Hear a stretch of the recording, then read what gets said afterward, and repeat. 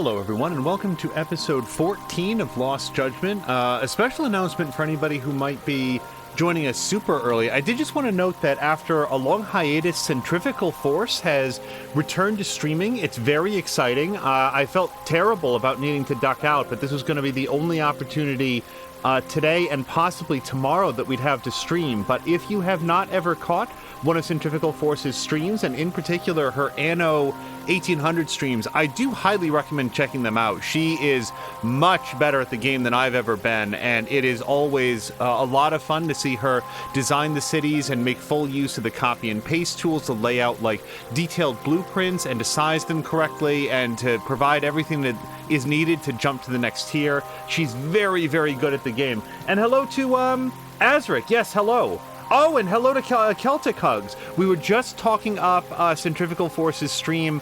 I would have dearly enjoyed to remain in there because it's been a long time since she's streamed, and she does just a smash-up job with Anno 1800. But this is going to be our only opportunity, so if you are not yet following her or are otherwise listening to this early on, do jump in there and throw her on. I think you'll have a great time. Now, here in the world of Lost Judgment, Yagami has also been having a good time. In particular, he really blew the doors off the case last time. We did all the boxing that we could do, I think, for the time being, or at least all the ones that we want to do for now. Let's head back to the school. I will say up front, barring anything surprising happening, this is going to be an episode for school stories. Oh, wait, hold on. Oh, that's right. Yeah, so during our last episode, what we did was we had our, title bout, and we beat this guy, and he said, hey, do you want to head out for drinks? And Yagami said, sure thing. Hey. Let's hit it, Onidaki. Sure. I don't remember his voice. Also, quick note, the voices might be a little bit more muted today because they're sort of starting to hurt my throat. Playing a lot of this game lately. I see. So you're looking to spar with Oshikiri. Yeah. He beat me pretty bad, and like I said, I'm not the kind of guy who likes to keep losing. You got some real guts if you're trying to set up round 2 with that monster. I doubt I'll get a chance to ask Onidaki about Oshikiri like this again. I should get as much as I can now. So I think we'll probably have plenty of time to ask everything. He asked us out. This is not a confrontational interview. Hey. I hear Oshikiri's banned from sparring and matches entirely, though. Is that right? What a waste of skill. Nothing any of us could do about it. That kid only fights to destroy people. Does that mean? You know, Todoroki mentioned something like that, too. Yeah. Well, if Oshikiri is ever able to find what makes boxing special, then maybe he'll be allowed to spar again. What makes it special? Boxing's a sport, not like some murder fest. It's supposed to be fucking fun. But the shit Oshikiri does, I can't imagine that's fun. Certainly not for the other guy in the ring. But not even for him, either. I mean, I get what it's like to have that bloodlust. I was the go-to hitman in my crew back in the day. Oh, I see. But it's not just about how the people in the ring feel, either.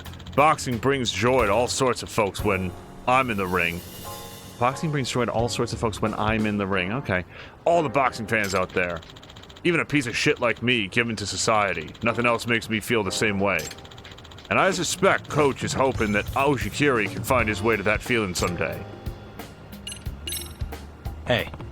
By the way, there's something I'm curious about. I heard Oshikiri got suspended. Now he can't compete in any official matches either? Yeah. Oh, about that. It's probably just because of this one fight he was outside the gym. Wound up throwing down with the wrong guy. Why was he the wrong guy to fight? Well, this guy started in on Oshikiri, so he got sent to the hospital. But he definitely still won out in the end. The asshole's dad was top dog at a company sponsoring some boxing event. I see. Oh, talk about unlucky. So he starts barking up a storm with the Federation, saying they have to drop our gym or lose all the dough. So what happened next? Coach Todoroki, he got down on his knees in front of the guy and the head of the whole Federation. What was that? What? Yeah, even I'm surprised at that, Yagami. Anybody who doesn't know,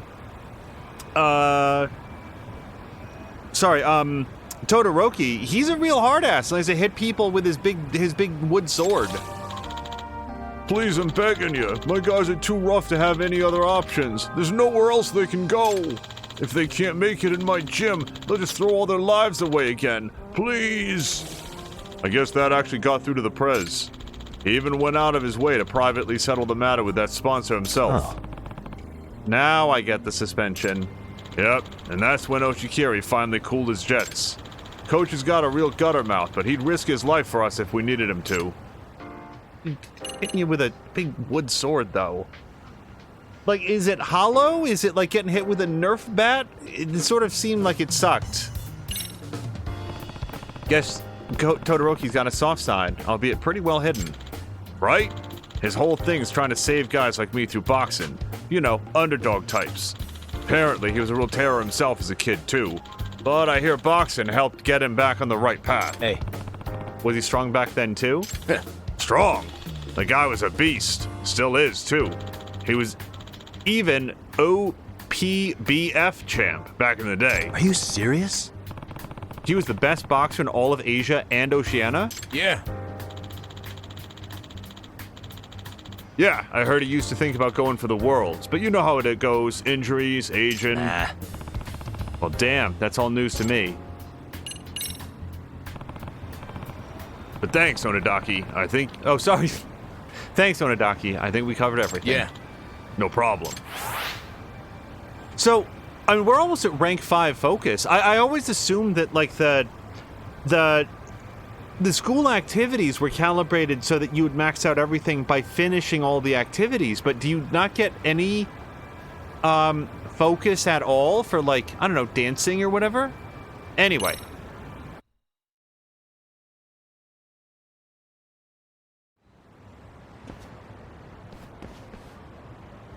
Yagami.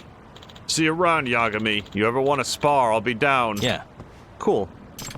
So Todoroki wants Oshikiri to find some sort of peace through boxing, huh? Gotta say, I didn't expect that. I wonder if I could be the one to show him what makes boxing special. Maybe he'd open up to me then.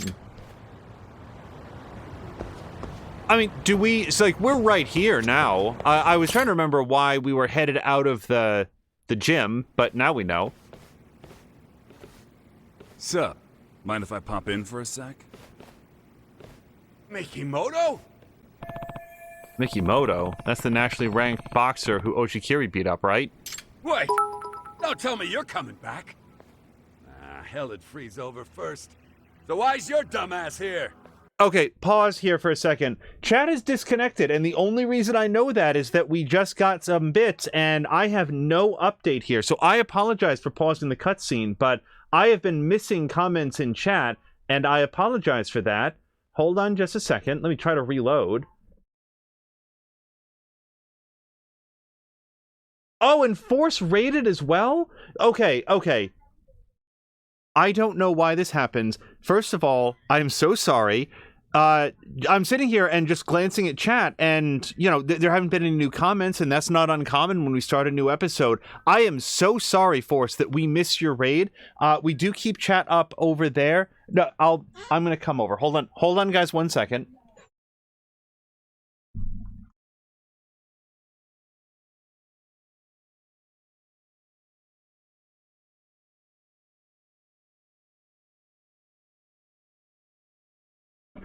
Okay, guys, I apologize. Hello to Zerter. Hello to... Oh, hold on a second.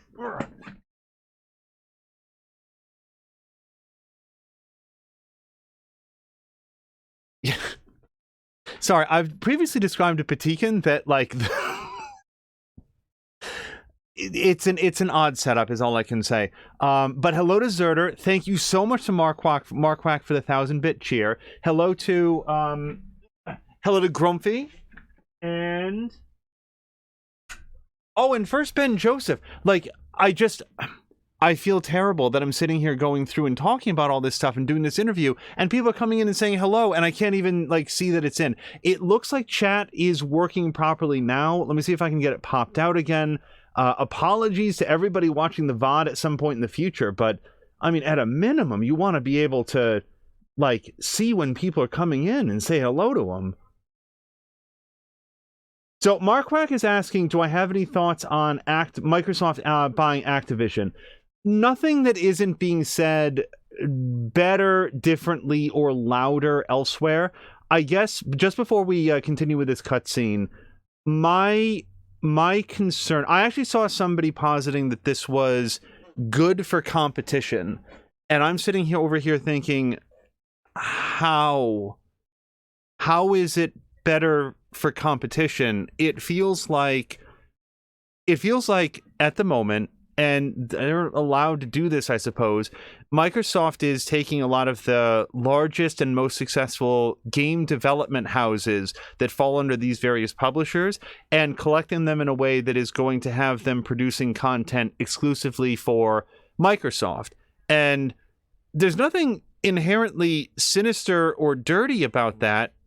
And I would very much like to buy one of the modern Xbox consoles. We haven't been able to lay hands on one, but when these major developers like Arcane Studios and Bethesda and now Activision and Blizzard and all of their various intellectual properties are expected to appear semi-exclusively on Xbox hardware, I don't see how that benefits the consumer. I don't see how that benefits the people playing the games. Like, I'm not mad about it. I see some people that are really mad about it. I see some people that are out there celebrating. I'm just looking at it and saying, this doesn't feel like it's a good thing in any way. I don't see how it benefits people who play games. It feels like it sections the market off. I want to continue with the game here, but what it feels like to me is when everybody said we want per channel cable subscriptions. We want to be able to choose what we want and only subscribe to like the specific things that we want. And now we have streaming services. And now if you want everything that you want, instead of subscribing to cable, which admittedly got more and more and more and more and more expensive and sort of priced everybody else out, now you have to subscribe at least for periods of time to Netflix and Hulu and Paramount Plus and Disney Plus and potentially, I mean, Hulu and Disney Plus can be the same thing. You can bundle that together. But then you've got YouTube Premium and PlayStation View and all of these other things. And it's like, wow, that is so much more of a hassle, I feel like, than just cable. The streaming services bring a lot of other benefits. Like I'm being very, very black and white, but that's what it feels like now. Hey, if you want to play anything from Bethesda, anything from Activision, anything from Blizzard, now you buy an Xbox. And if you want to play anything from any of these other development studios, maybe you go to Sony or maybe not. I don't know. It doesn't feel, like I said at the start, other people are saying this much more eloquently and much more forcefully than I am. I don't have like a super sizzling hot take on this. I look at it and say, oh, nuts. Because I guess maybe I'll end on this for now. Throughout the entire previous generation, pretty much everything was multi-console, like with very few exceptions, like Uncharted, for example. If a game that came out that was going to be on console and you owned an Xbox, you'd be able to play it. And if you owned a PlayStation 4, you'd be able to play it. Now it looks like with this next console generation, we're moving back into an environment where the libraries on the two different consoles are likely to be very, very different from one another.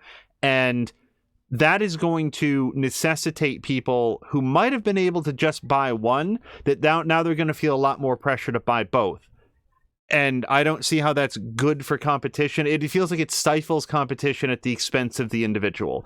I'm not mad about it. It just doesn't feel like a good thing, you know? So as we go, Force is saying, I agree that it feels like monopolizing. Zerder's saying the quality of games might increase slightly, maybe, but it's a blow to the diversity of games across platforms.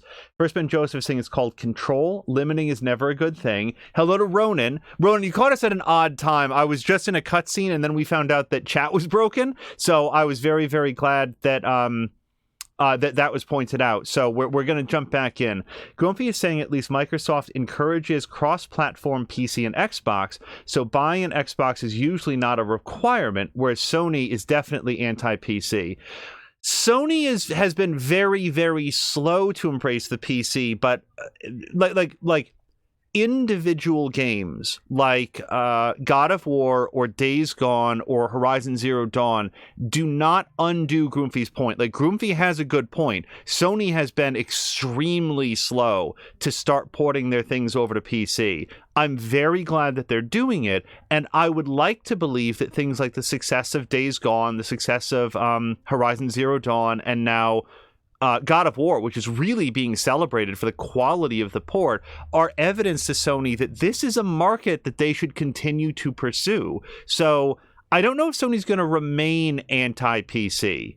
Let me continue with this cutscene, and then hopefully we'll have time to like check in and talk further as we go, because people in the VOD, if you're watching this at some point in the future, now you know what day this is. It's the day that it was announced that Microsoft is purchasing Activision Blizzard outright. It's going to take like 18 months or something. It's like June 2023 the actual deal will be done, but big news. All right, cutscene. Oh, I'm just here on a job. Get out of here. Look at you go. I guess Oshikiri's still out on road work. Onidake-senpai. What's up?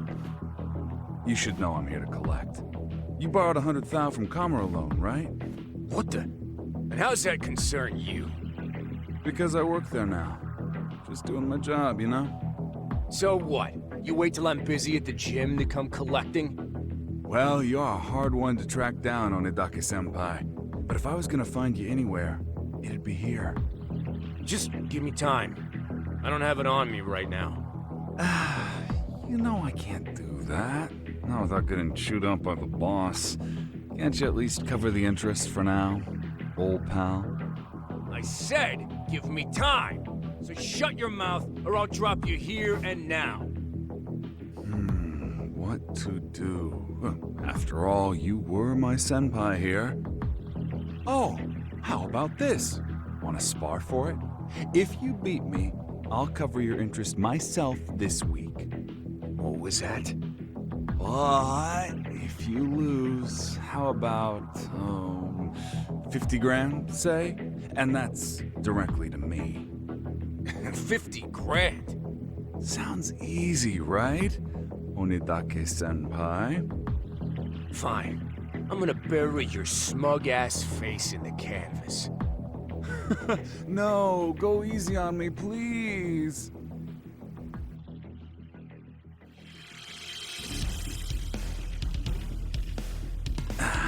All right, senpai. I'm ready for my lesson today.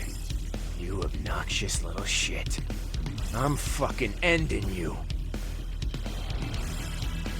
Hear that, Mikimoto? No mercy! Interesting.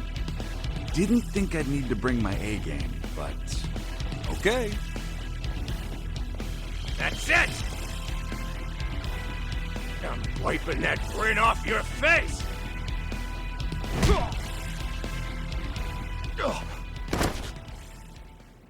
A clean hit, thinks Yagami. TKO, right? He knocked Onidaki out with a single punch. That guy's scary strong. So what do you think? I still got it or what, coach? Quit flapping your gums over one lucky hit. Lucky? Coach, I ain't been blowing off the gym just to do nothing. I've been in more fights this month than you've seen in a year. So he's not coming to the gym, but he's still fighting. Mikimoto, just don't go doing anything stupid. Well, I won't make any more trouble for you, Jim. Or at least, I'll try not to. See, the story we heard about Mikimoto made it sound like he got the yips and like lost the ability to fight. Oh, come on, senpai, wakey wakey, it's payback time. You got 50,000 yen? That's 10 days worth of interest.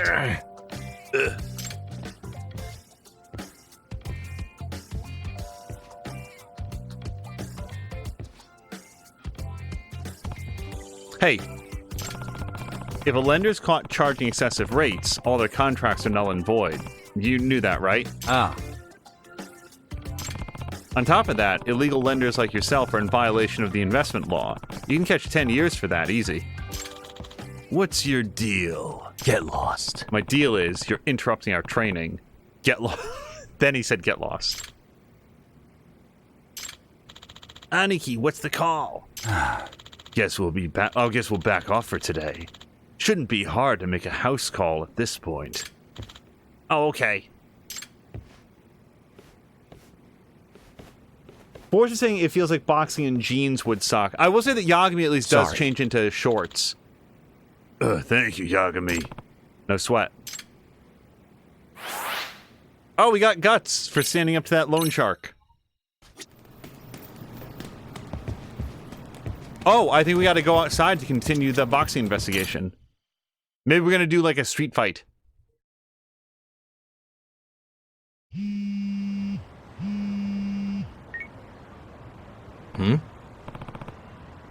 I will say, like, another thought here is, but like before I find out what Amasawa wants, another thing to consider is I have no reason to believe that Microsoft is going to clean up what appears to be an extremely toxic workplace environment at Activision Blizzard and their various subsidiaries like Raven Software. To catch everybody up, there was a highly publicized event that happened actually it was last year at this point, where they moved a bunch of like quality assurance testers to a new state, moved them from across the country, promised them full-time hours, promised them raises, and then just canned them all. I mean, like, that's the kind of business they've been doing there. I don't have any reason to believe that Microsoft is going to be able to make that better, or like will choose to make that better, but I don't think it can get worse. And from what we know, the other studios that operate inside Microsoft are nowhere near that bad. Like, Microsoft bought Obsidian a while back. I follow some people who work at Obsidian. I know they'd be highly limited in what they can say, but they're still there. Like, Josh Sawyer could leave Obsidian tomorrow if he chose to. He's a highly talented guy. He's got to be able to find work elsewhere. He's still working there. There's other very, very talented people that continue to work there. So it feels, from the outside, speaking as somebody who doesn't know what he's talking about, that the workplace environment at Microsoft is at least not as bad as it has been at Activision Blizzard, which is damning with very faint praise, because it's absolutely poisonous there. So if Microsoft could clean that up, here's what we know. Activision Blizzard didn't. They haven't. The very, very menial attempts they've made to even make it look like they're taking it seriously have been as bad as anything they've ever done. Sorry, it's like, here's something that we never talked about on stream. Hi, everyone. Do you remember when Activision said, we're going to have co-leaders now?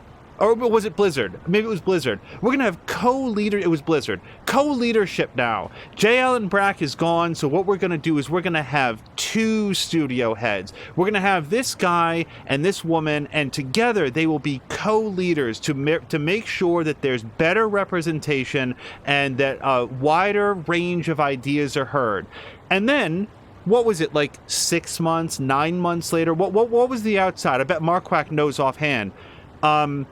And I apologize for not knowing their names, but the woman that was installed as leader left to go rededicate herself to like promoting diverse voices in gaming with some other like organization, and on the way out said, oh, and by the way, I've been getting paid less this whole time.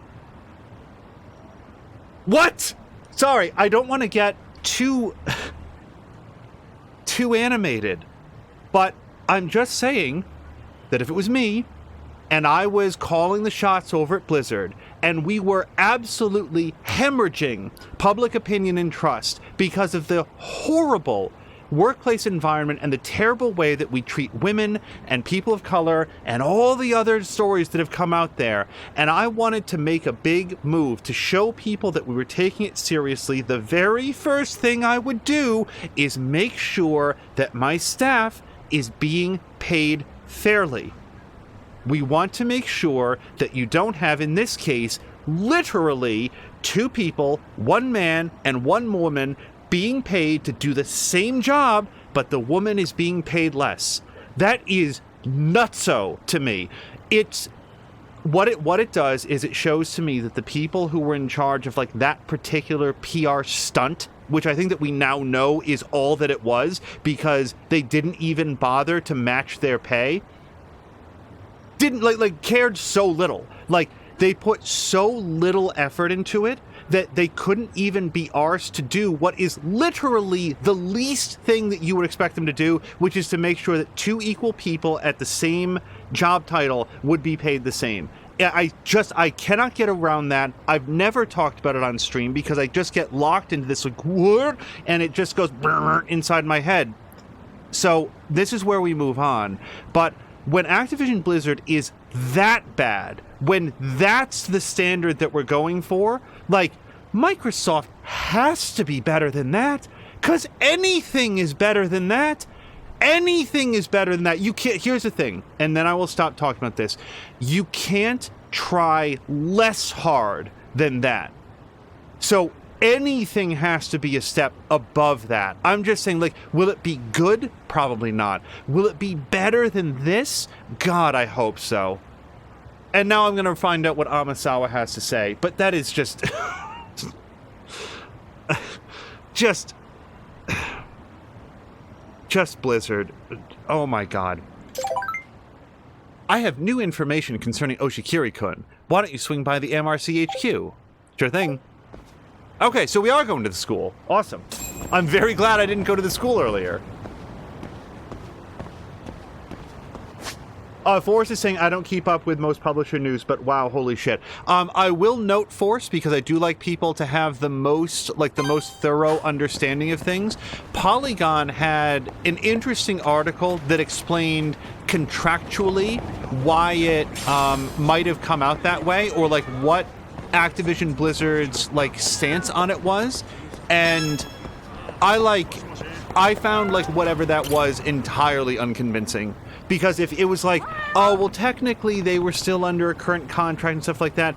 Hi, like, if I get promoted where I work, I get paid more than I'm getting paid now. And believe me, it's way more structured than what this private company can do. So they could have renegotiated that contract. And yeah, if it went to arbitration, God, can you imagine that going to arbitration? We have gathered here today to negotiate the pay for these two people that are being promoted into new positions. We're okay with paying them more. And then the guy would say, yeah, that sounds good to me. And then the woman would say, yep, thumbs up. Okay, arbitration done. Like, just renegotiate the contract. I'm sorry, it's just...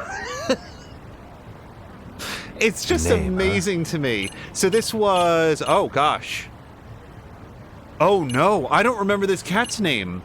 I might have to get my notes. Does anybody remember this cat's name? This was Honey? You know what? I'm not going to look at my notes because I am relatively sure that's Honey. I'm going to go with Honey. Yeah, okay. Let's offer food. They all like food. Let's give her the miso crispy beefy cat food. Oh, a little leopard who's been playing Pokemon Shield. I have not played either. Oh. Wait, is she... I didn't see it go up at all. Is Honey, like, at maximum popularity? And then Zerder says, sorry, anything is better than that if anything is status quo. And then further... and hello to Patikan. Zerder says, Microsoft can do nothing, although they would be complete idiots if they... oh, sorry, they could do nothing. They can do nothing. But they would be complete idiots if they do, and that would be worse. Patikan says, I just love people finally figured out that Activision is full of shit and bad. I knew that over 10 years ago and probably longer. And also says hello. Yeah, as Force says, you can renegotiate contracts. That's trash. And Leopard is saying that Gigi likes food.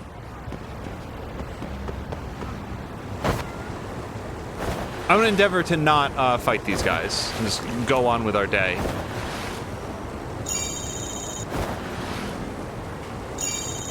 And we want to set course for the school. It's trying very hard not to pop off the skateboard there. Anyway, I hope that provided some, like, I will say this, I've seen some people being like boo-boo antitrust. I don't know enough about antitrust laws to comment on that. Like I really know absolutely nothing about that. I look at various industries and I say, like, this really seems like it, like if it's not currently a violation of the antitrust statutes, it should be, and yet apparently it's not, so I don't know.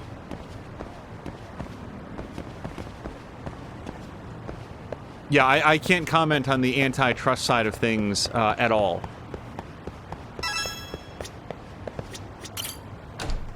I will also say, like, here's another thought that I had.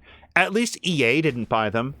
Like, I don't understand or like really subscribe to this, like, boo, EA is the worst company that's ever existed. It feels to me like there's a lot worse, like Activision Blizzard, for example. But one thing that EA absolutely does do is buy studios, make them do stupid shit that the studio isn't particularly known for doing, and then when it fails, shutting them down. Case in point, if I'm going to get my names correct, I think it was Visceral Studios. You know, the people that made Dead Space, and then Dead Space 2, and people really liked them, and then Dead Space 3 wasn't particularly well received because it had a lot of weird microtransactions and co-op stuff and things that didn't really feel like Dead Space. And then, like, somebody might be able to fact check on me on this, but didn't EA then make Visceral Studios do like some like Rainbow Six Siege? No, not Siege. It was like it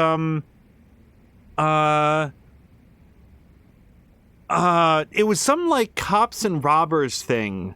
Nuts. I'm completely blank on what it's called, but it was some multiplayer shooter that involved like being a cop and like handcuffing people, and like the mechanics were really bad and the stealth didn't work really well. And it's like, yeah, because Visceral Studios has never made a game like that before. The people that work there, the people that went to work there, did not go there to do that sort of thing.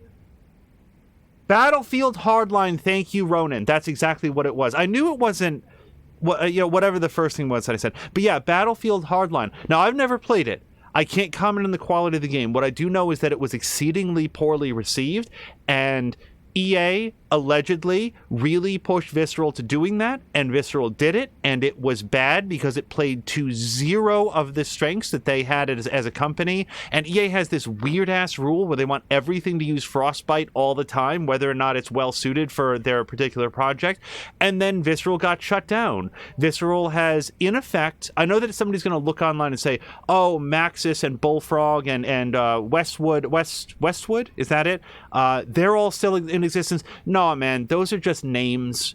Those are just branding. They're stamps that EA puts out when they want to basically shovel out some sort of garbage mobile game port.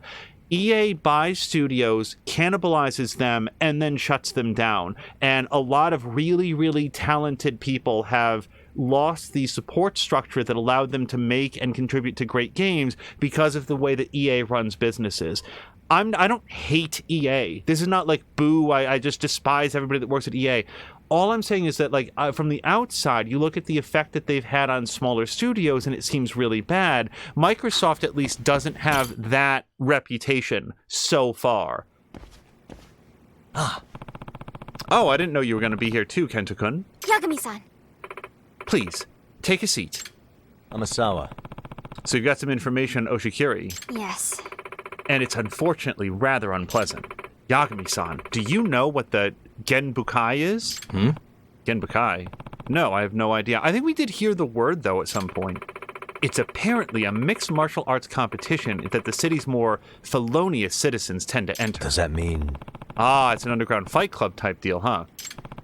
I hear those don't take a lot of safety precautions, like weigh-ins or proper medical staff. Well... Oshikiri-kun is a former participant. Huh? He is? Yes. It was a few months back, but it sounds like he made quite a splash.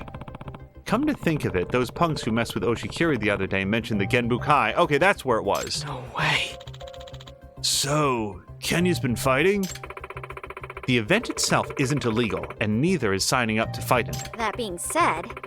Word is getting around that the event organizers are very shady. Wait a minute. They're shady? Don't tell me it's the Neo-Kahin gang. If I were to guess, That's a possibility, but I can't say for sure at this point.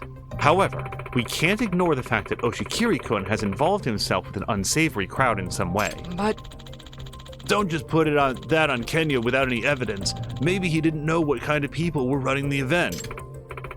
You do have a point there. Besides, it seems Oshikiri-kun is no longer participates in the Genbukai. I heard that his gym's owner caught wind of it and gave him a good scolding. yeah, I bet it was a good scolding, Amasawa. That's probably the verb that I would use.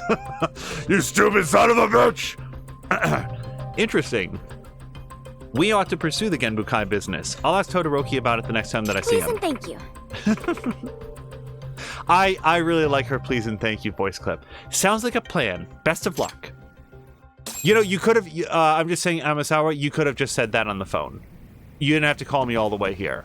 I'm here for a variety of reasons, but still.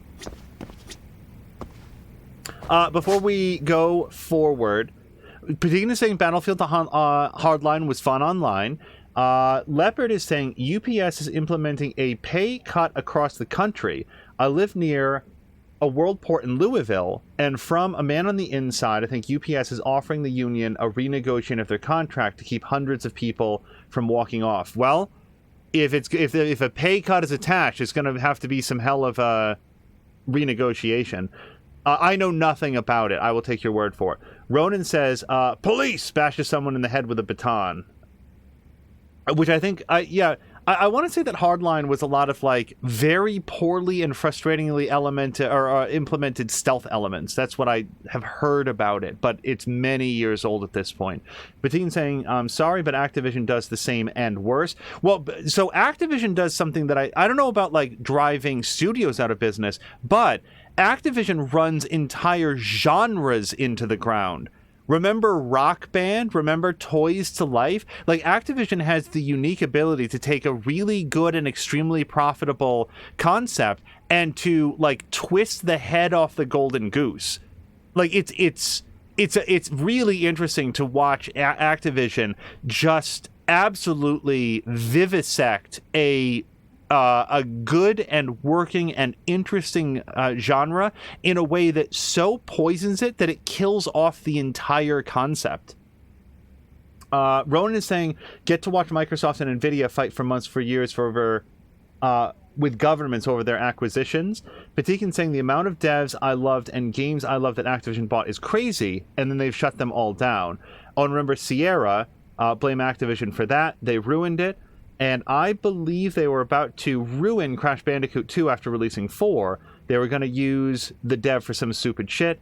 I mean, you don't play Battlefield. Well, so Patikin, I do play Battlefield for the story. I mean, I don't now because the Battlefield games have such bad stories. But Battlefield Bad Company 2, I really like the story in that. I'm very frustrated that we never got a Battlefield Bad Company 3. And hello to Markintosh. Yeah, Bad Company 2 is the only Battlefield game that I ever played, or Battlefield adjacent, and I really liked it. Hey, Amasawa, you want to talk to me about something? Yeah, so, Amasawa, this is going to be apparently a very oddly structured episode. We are going to play Lost Judgment, but a lot is happening in the gaming world. Amasawa had called Yagami to say that she had information about another school club, so that's another reason that we are here. Yes. It's about a new community, one that just recently became part of the city's underground. By the way, So what kind of club is it this time? Athletic? Cultural? No. It's not really a club, per se. what? It's not? It's more like a safe place students made for themselves outside of school. Honestly, it's what most would call a motorcycle gang. Huh? A motorcycle gang? Yes. The largest motorcycle game in Ijincho. They call themselves Made in Heaven. I want you to go undercover among them. But with my black leather jacket and jeans, they'd never accept me in a motorcycle club. Might as well hear the details. Made in Heaven. Hey, What kind of people are these Made in Heaven folk? Sorry, the folk. Before I read this, just as a random aside, one of my favorite, just sort of details about Tom Chick. I really, really like Tom Chick's writing, and I love his podcast. One of the things that I've noticed about, I don't know if this is a regional thing or where this comes from, but Tom Chick puts a hard L in folks. Folks. He always says it you can always hear the L. And he's the only person that I've ever heard do that, and I'm not sure why. I think of that now every time I see the word folks. Okay. Well, in general, motorcycle gangs, I feel like there should be a comma after that. In general, motorcycle gangs fall under one of two categories: wolf packs and illegal racers. This one is a group of illegal racers. Does that mean? So you mean they're street racers? Yes. Uh-huh. They're obsessed with speed. You could say they have a need for it. They're not like the Wolfpack motorcycle gangs, who tend to ride around in big groups getting in the way of cars. The Made in Heaven leader has a lot of power and influence. They call him their representative. That being said, What's really interesting is how they race, using, abnormal methods, even compared to other street racers. Aside from how insanely fast they go, they also perform a lot of dangerous maneuvers on purpose. I've heard on the street they are called tricks. In other words, If it's on purpose, maybe they're just testing their own bravery. True, but it's a dangerous test. These racers can do anything, like attack and interfere with each other. Oh, there's a greaser if I've ever heard one. Look at his perfectly coiffed hair. Yagami-san, what would really be helpful is if you investigated this third-year kid who just recently joined the gang. His name is Yuma Suo. I think that's right. So this kid is some relation to the professor? There's no evidence of that, but I do think someone with ill intent must have talked him into joining. His life has taken quite a dramatic turn. Dramatic? What do you mean? Suo-kun was known for his good grades and conduct. He was even a disciplinary committee leader. does that mean? Even he was the one enforcing the rules. That's the exact opposite of a kid who joins a motorcycle gang. Yes. Exactly. So it begs the question, how did he get involved in gang activity?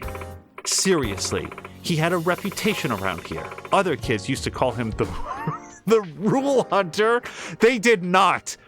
Amasawa, I'm sorry, but I refuse to believe that anyone except you called him the Rule Hunter. Rule Hunter.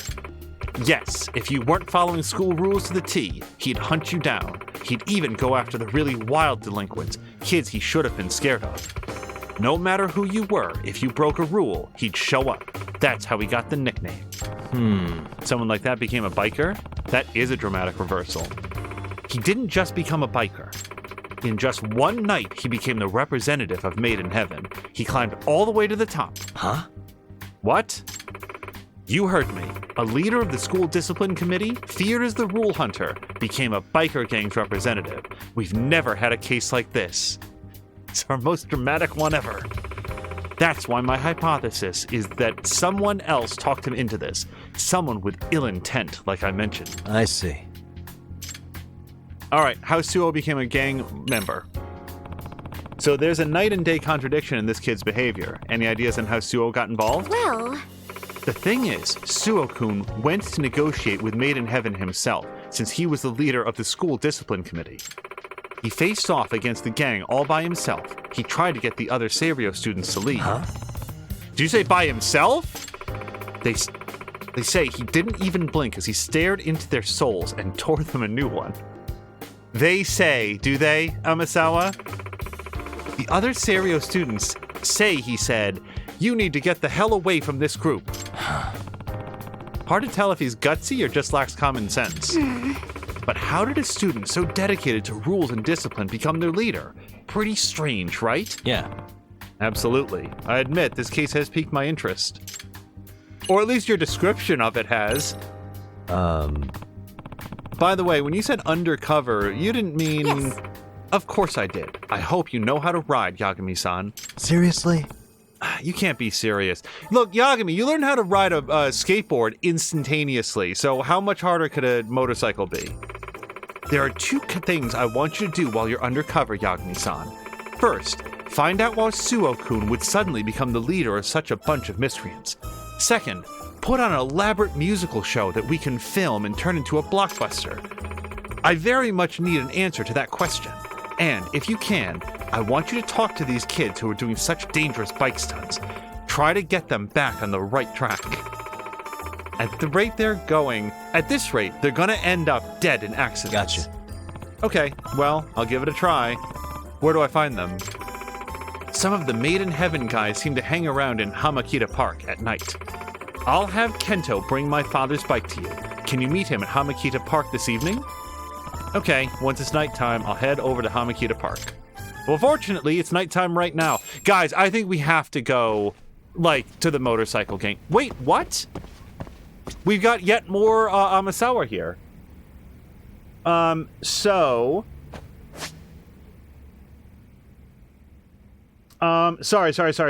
Let me just scroll back because we're having sort of an active conversation in chat also. Zerder's saying... Okay, so Patin was saying Bad Company 2, and then I think Battlefield 3... Battlefield 3 had good campaigns, but Battlefield never had campaigns originally. Yeah, which is why I didn't want to play them. Yes, that's true. What was it, 1942 and Battlefield Vietnam had no, campaigns at all? And it's yeah, that's... I looked at those and they look cool, but without any context for, I don't know, caring... It's hard for me to get into. Zerder says Battlefield franchise originated as an online multiplayer with bot single player as an afterthought. I think it was Battlefield 3 was the first mainline Battlefield game that had a campaign at all. Patikin's agreeing. Single player was just multiplayer maps with bots in older games. Yeah, it's just we each have the things that we like more than others, and that for me is a big nothing. What was that? That Star Wars Battlefront game. No campaign, no thanks. And then the campaign that they put into Star Wars Battlefront 2 was really miserable. I tried it and really, really disliked it. Zerder is saying, I played heavily in 1942 and Battlefield 2 back in the day. The most fun I had in Battlefield 2 was at a LAN party. The organizer tried to do a Battlefield 2 tournament to see if it was a thing to add to future LANs. Yeah, I tried to do that once with... Unreal Tournament or something, and it didn't really catch on, unfortunately. Patikin saying, talking about something else, I'm probably getting the PS5 remaster of Uncharted 4 and Lost Legacy since it's cheap upgrades from the PS4 versions. They call the PS4 versions Legacy Collection 2, which is a reason that you can get an upgrade. Yeah, we might pick those up. I can't imagine playing them again, at least not on stream. 4 teams that joined the said tourney, my team and 3 others. After the short matchups of the draw, the first fight was didn't even happen. We won on a walkover because our opponents couldn't connect to our legit copies of the game with their cracked copies. Oh, Zerder, it was so disappointing. Second round, which was the finals, we lost maybe 5 to 10 lives across 3 rounds. If memory serves, we won 97-0, 97-0, and 98-0. Wow.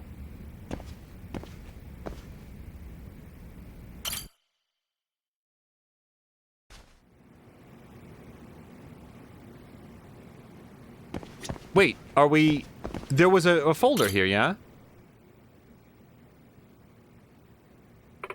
I see. A waiter... Oh! Okay, wow, sorry. So, a third reason that we're talking to Amasawa is that we went into the casino and we met up with... I don't remember her name right now, but she's basically Professor X. She can just directly read minds. So, we're talking to Amasawa about how is this possible. Yagami thought something in his parentheses head, and then she recited back to him the internal monologue that we read. So that's how specific that she is. Have you ever heard of anything like this? I mean, you read a lot, don't you? I suppose if we exclude extrasensory capabilities from the pool of possible answers, it follows that we'd be able to determine how she does it. With sight eliminated as well. Oh, that's right, she closes her eyes. We're already down to 4 choices. I see. Ah, the process of elimination. Now we're getting somewhere. Both scientists and laymen have observed how the human body releases all sorts of information unconsciously all the time. Perhaps Hayakawa-san can sense this invisible information with an unusually acute sense. Something other than sight. Yagami-san, you're the one who actually faced Hayakawa-san at the table. I'm sure you paid close attention to her. From what you've gathered, how would you surmise Hayakawa-san could be reading her opponent's emotions? With a sense other than sight, huh? Let's see. If I think back to the casino, she did seem to know that one guy was going to flip his lid before he did it, and she wasn't even looking at him when she noticed him. If people unconsciously sent out information about their emotions all the time, then she must be using one of her senses to receive that information. Well, the thing that makes the most sense is smell. Like, she's... she didn't taste him, right? And she certainly didn't touch him. Sight is already out because she literally had her eyes closed at the time. And hearing is not out of the realm of possibilities. And, like, we've all been in a group situation or, like, a public space where you start to get the sense that something might be going wrong over there, and that's when you sort of turn and look at it. And sometimes that's something that you hear, but I'm going to go with smell because I've read interesting things about sort of, like, you know, pheromones and other things that are given off by people. I don't know how much truth there is to it. I feel like it's something interesting, and I'm going to have Yagami guess this. Oh, Zerder's going to head off to achieve rest prior to work tomorrow. Zerder, thank you so much for stopping by. Hope you have a great night.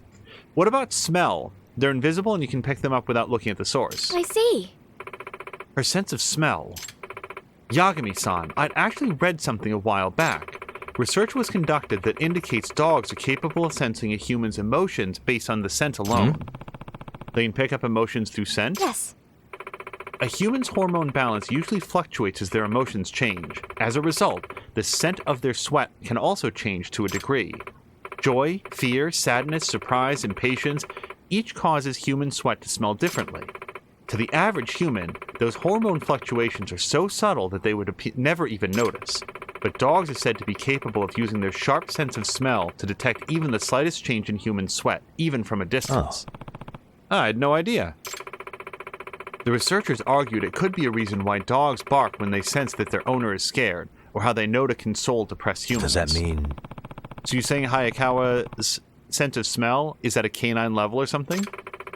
Dogs have far more olfactory receptors in their noses than humans do, you idiot, so I doubt anyone could reach such a degree of sensitivity. That being said, there's also been reports that a number of nerve cells in charge of a human's sense of smell aren't nearly as lacking when compared to those of a dog. Huh? Is that so? Yes. To sum it up, humans aren't utilizing their olfactory capabilities anywhere close to the degree that they potentially In could. other words... It's almost as if we've locked off our full potential in some way. Well, if that's the case, it's possible that Hayakawa has unlocked that potential somehow. Yes. It's not outside the realm of possibility. But... Casinos have all sorts of smells to them. How could she accurately pick out her opponent's scent from all the others in the air? That, I don't know. However, just like you have people with a perfect ear for discerning sounds, maybe there's also something like a perfect nose. A perfect nose, huh? It does make the most sense with the information we've got. Sounds like a lead worth pursuing. Amasawa. You really are a wonderkind. That trivia of yours will take you far. I'm just glad to have helped with the case. So does Hayakawa really have a perfect nose? Sounds like the smartest theory to follow. I should see if what I can find in town that'd help me deceive Hayakawa's sense of smell. Perfume or cologne. Axe body spray. Yagami, just slather that on. He walks in, her eyes immediately start watering. Immediately loses at poker. All right, so we've already done the esports club, but we could do like a robot rumble. Oh, I'm in the wrong building. Markintosh is saying the snows still can't pick up the direction where the smell is coming from. I would think that you'd have to move around to see where it was, like, getting stronger from.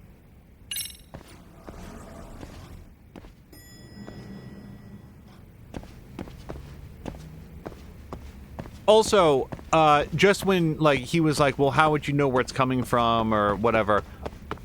One of the neatest things, like an analogy or whatever. There's one episode. There's like the first and one of the only like 2 episodes that you ever get to see of Star Trek: The Next Generation where you get to see what Geordi LaForge sees. For people who don't watch but are maybe vaguely familiar, he's the guy in the visor.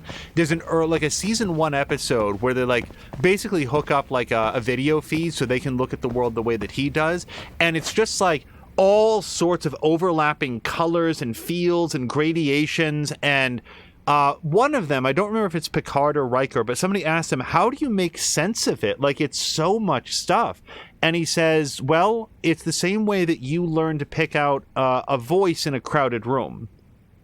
And it's such a simple explanation that it's like, yeah, if you're in a loud environment, you can sort of like pick out and pay very specific attention to just this one sound in what would otherwise be this cacophonous din.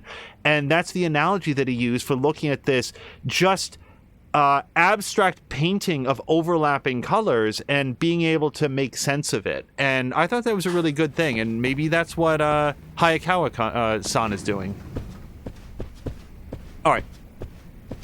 So we have bought a whole bunch of new parts, so we might be able to customize our stuff. Oh, we actually can't begin the match. All right. Well, let's take a quick look to see what we can do. Let's go to parts development. And is there a new chassis for us? No.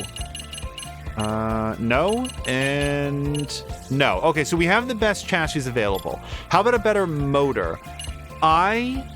Yeah, so I would mostly probably want to have a speed motor for my guy, and I've actually got all the motors that we need, so we're all set there.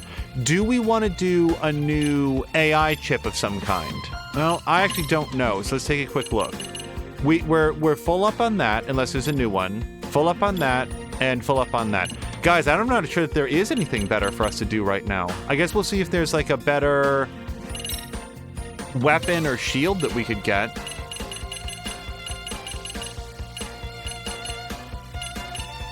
Yeah, no, there actually isn't. Like, I have not developed any of the ranged weapons because I currently don't really see a lot of benefit to them. All right, so start an official match. So we cannot do that. And we could do a practice match, but I don't really need to do that. I guess we could do this real quick because we'll get some items out of it, including some IP1 data and some M-Weapon basic reports. Also, it's a rank 3 match, and I'd like to make sure that our current crew can handle it.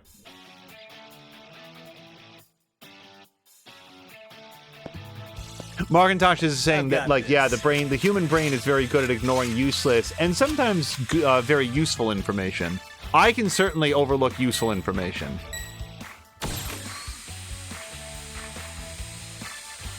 Yes! これだ Yes! 立て直すんだ問題ない Nice! I'm gonna grab this piece, but also, like, to any extent that I can drill these guys. Nice! なかなかの腕だ Oh, nope. 損傷がひどい Good. Oh, Machina. Wow, Machina actually did something helpful. 認めざるを得ないね問題ない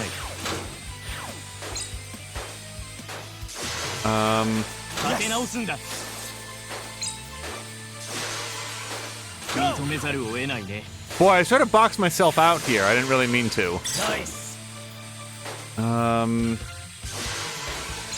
傷がひどい Yeah, see, we can't overlap our own pieces, so... 問題を報告しろ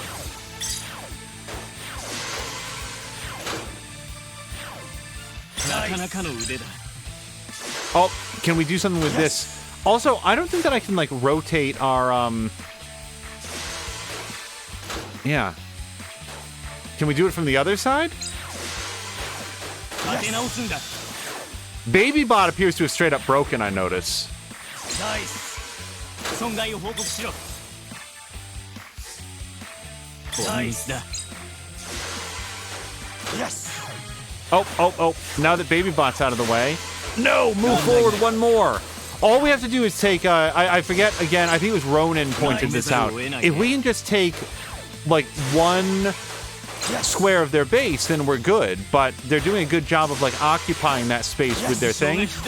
Yep. No! I just needed to set it down. Baby Bot, you get out of here. Okay, good. Done. Feeling good.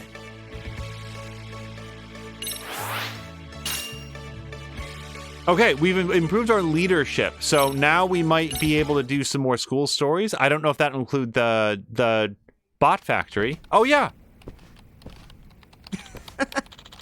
Okay, all done. Seems like Sakura-kun's on a roll. I suppose. Sakura-kun's been improving, considerably so. He's doing pretty well, to be honest. Sakura-senpai! I've been enjoying my work so much lately. I'm gradually picking up new things. This is the first time I've ever had fun programming. Huh, is that so, huh? I'll give it a shot. Okay, I'm gonna do my best. That Itakura seems like she's really softened up lately. I hope she'll start going to class like this. Well, I mean, Yagami, you gave her something that you helped her discover something that she really enjoys. Amasawa? I need to tell you something about the Robotics Club. Could you stop by the MRC later? Sure, will do. Thank you. All right, let's go talk to Amasawa again. We're definitely we're gonna go to the yeah, we'll go to the MRC. Hey, we did it. Okay, so we are now at maximum focus. All right, we're gonna go to Amasawa.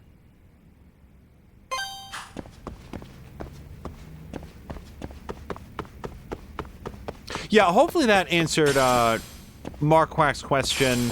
You know, like, another thing that I wanted to talk about while we're sort of just trying to figure out where the elevator goes. Let's just walk down the stairs. There's a whole thing that happened like a couple of weeks ago where a very, very, very, very profitable streamer got banned for 2 days after just straight up streaming some anime episodes. It was like Avatar: The Last Airbender, and just playing the episodes and like maybe talking a little bit over them. And this got the account on Twitch suspended for 2 days, and then the streamer came back, and I suspect that everything is probably better than it's ever been. But this resulted in a whole lot of like brand new conversation about what's the difference? Why can you stream a game and not a television show? And the next thing that I say isn't going to be original. People have probably heard it. Actually, well, we're going to go talk to Amasawa, and then we'll have plenty more time to walk and talk. I think that it's a significant difference, but we'll talk about that in a second. What's up? What do you want to talk about? Well, I actually started looking into the Robotics Club incident on my own, and there are 2 things I was able to find out.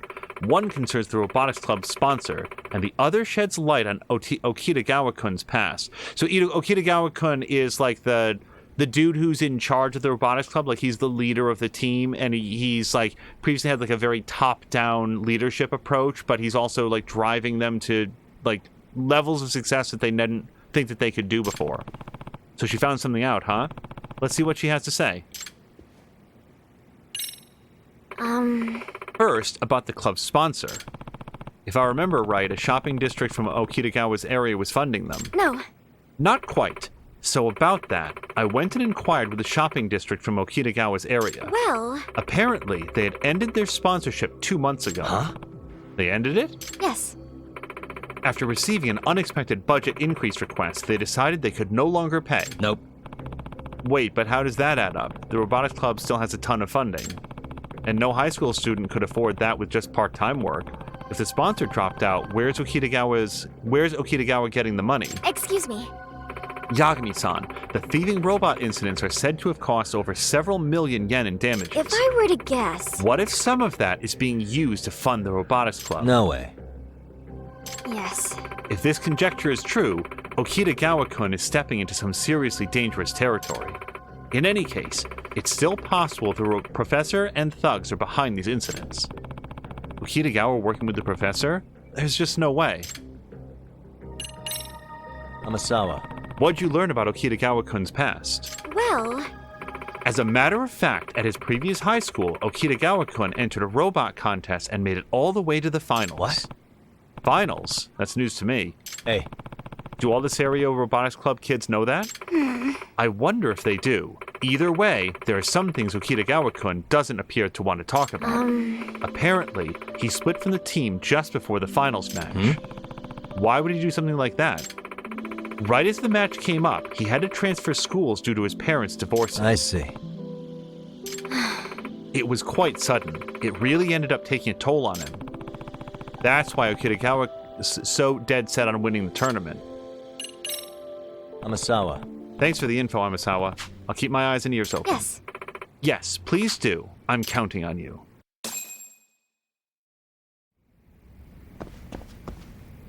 So, wait. Continue the Robotics Club investigation. So, just out of curiosity, though, are we going to know when we can do more Dance Club?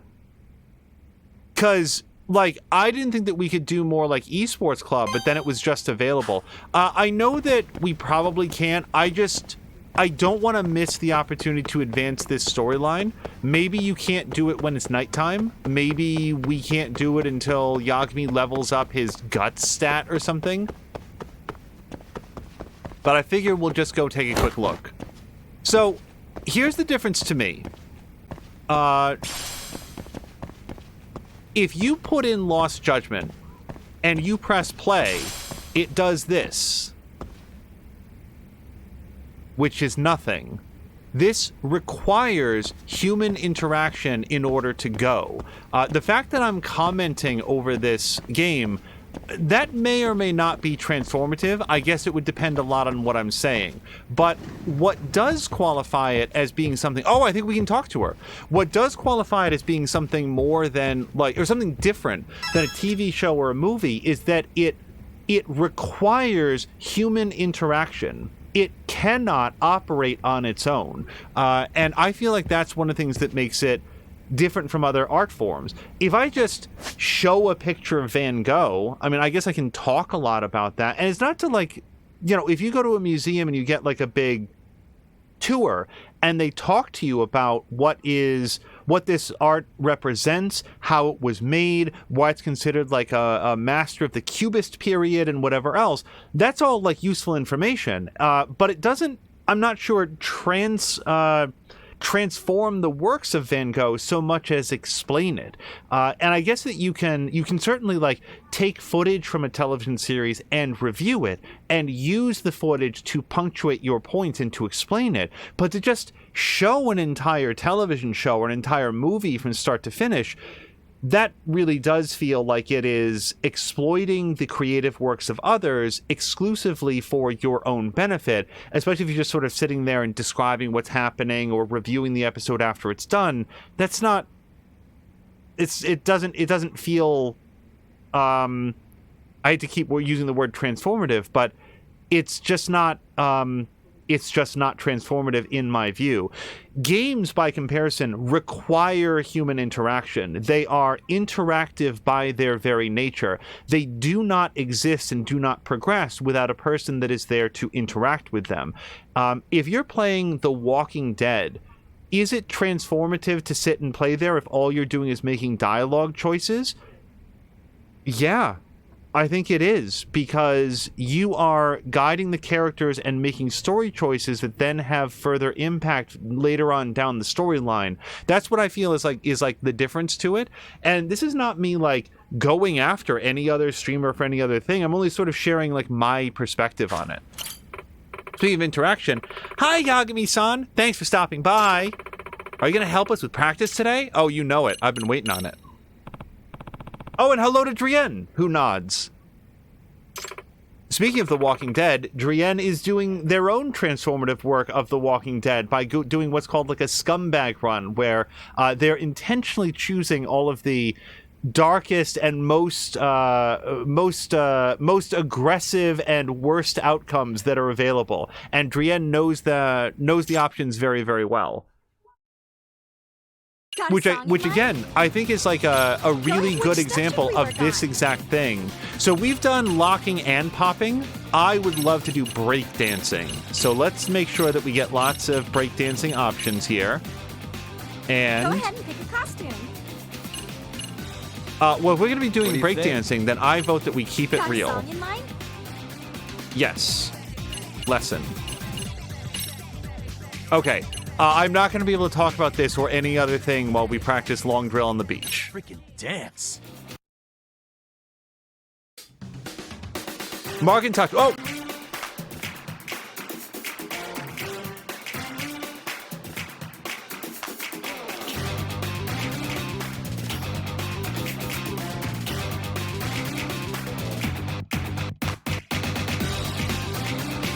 And 1 and 2.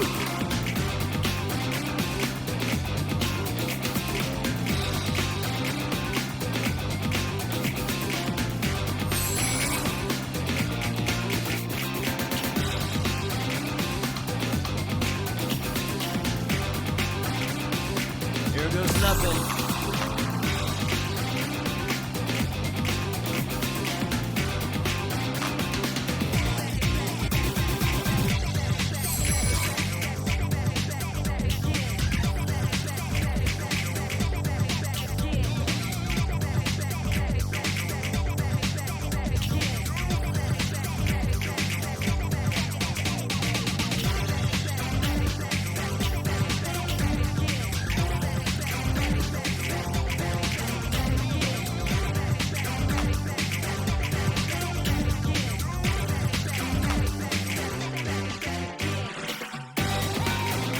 And 1 and 2. Ugh.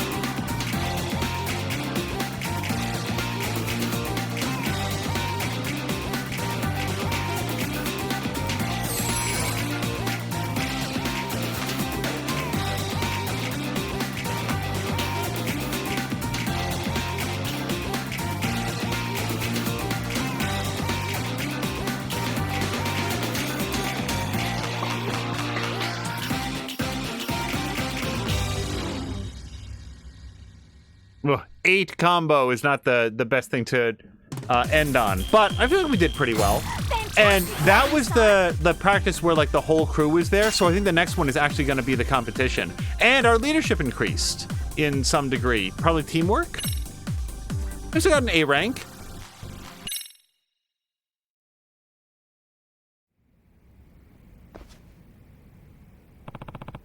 That's him.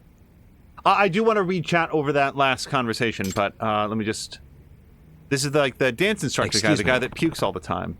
Hey, Komikado-sensei, right? Yagami-san! So, are you back because you changed your mind? Plan to start helping your club out again? I thought maybe, but I still don't think I have it in me. Just the thought of them dancing. My gut's already churning.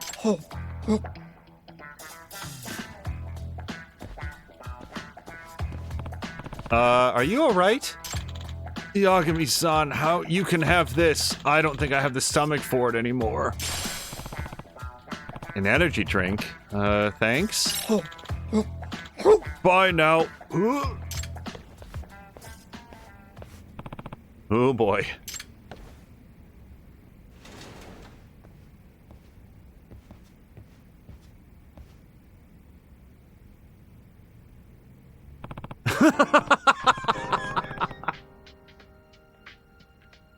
Sorry, it's just Yagami walks in, everybody turns towards him. There's just this dead-eye stare for 8 seconds.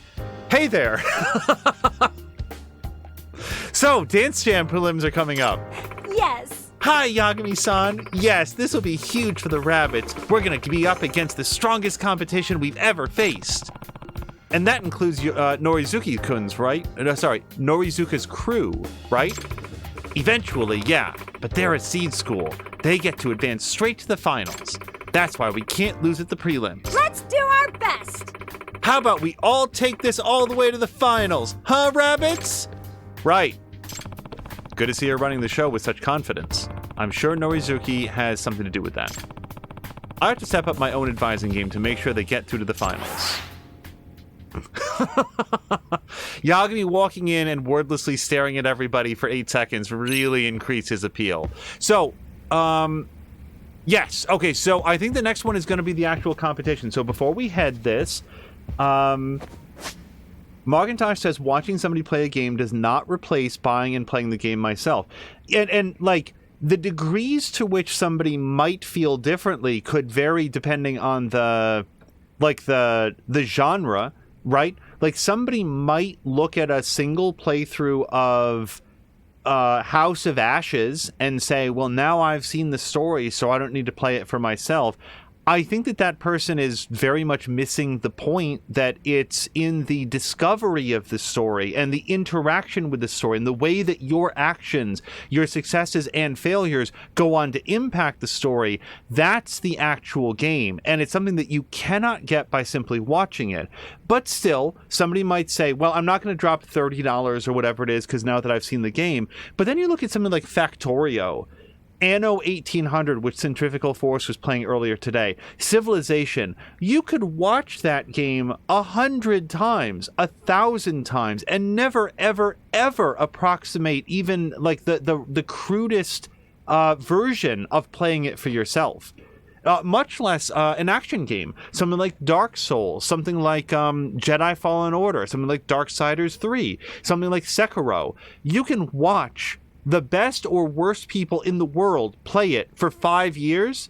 It will not in any way prepare you for actually having the controller in your hands. So, like, I very much agree with Markintosh there. Drian says there are some games I prefer to watch because I enjoy the story, but would enjoy the gameplay. Markintosh says that's true, but it's not the same. Drian is saying it's not, and some of it is better. I have friends who were able to become interested in the story for The Walking Dead, whereas attempting to play it instead of watching me was too stressful, and they were caught up in it in either the mechanics or the anxiety of making the choices and couldn't enjoy it.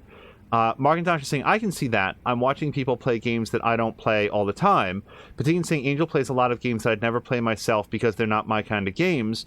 And then Markintosh is continuing, or because they aren't available on PC. Yeah, like this is a great example. Another great example was 13 Sentinels, which exists only on the PlayStation 4 or 5. Sam Lander had never heard of the game, watched a little bit of it, really got into it, and wound up buying it and playing through it himself, which was awesome. Wait, what is this? No, I want to go over here. Hi, Yagami-san. Thanks for stopping by. Are you going to help us with practice? We are. Yeah, let's wrap it up. But, like, we're going to go do the competition soon, though, right? Oh, we have a new song. Okay. So, we've never done this. Let's do Esmeralda. Costume hip-hop. I don't have any concept in my head at all about what type of Go ahead and pick a costume. What do you think? It's too formal for this one. Okay, let's go. When in doubt, you can do anything informal.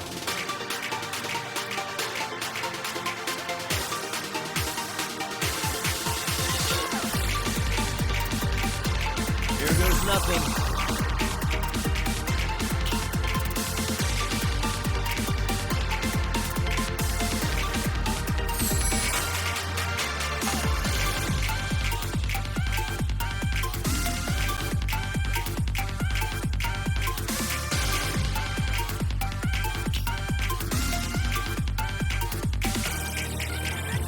And a 1, and a 2.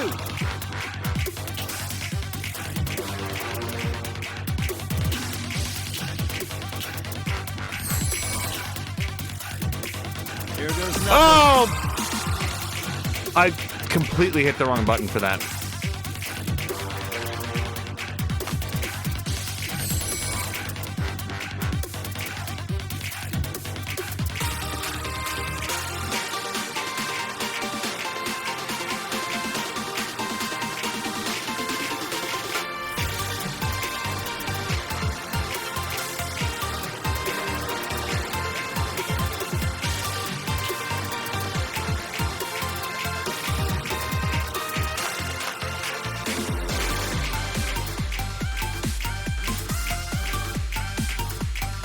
what Yagami is doing is not in any way super distracting. Oh!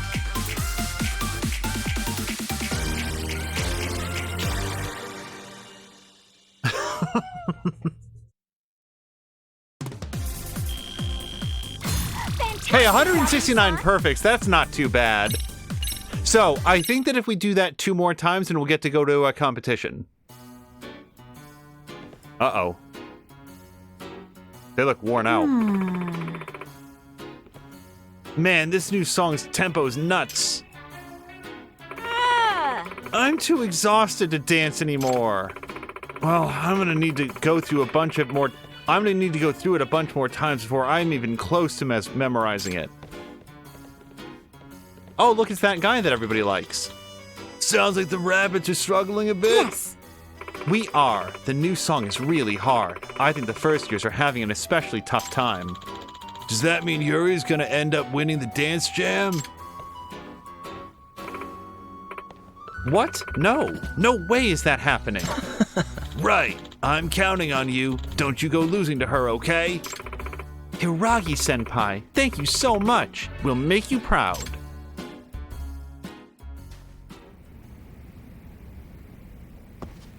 Wait, I got kicked way the hell. Wow. Okay, no, we're just outside. I thought that they kicked me to like the far end of the hall. Yagami, you get out of here. I want to flirt with this boy.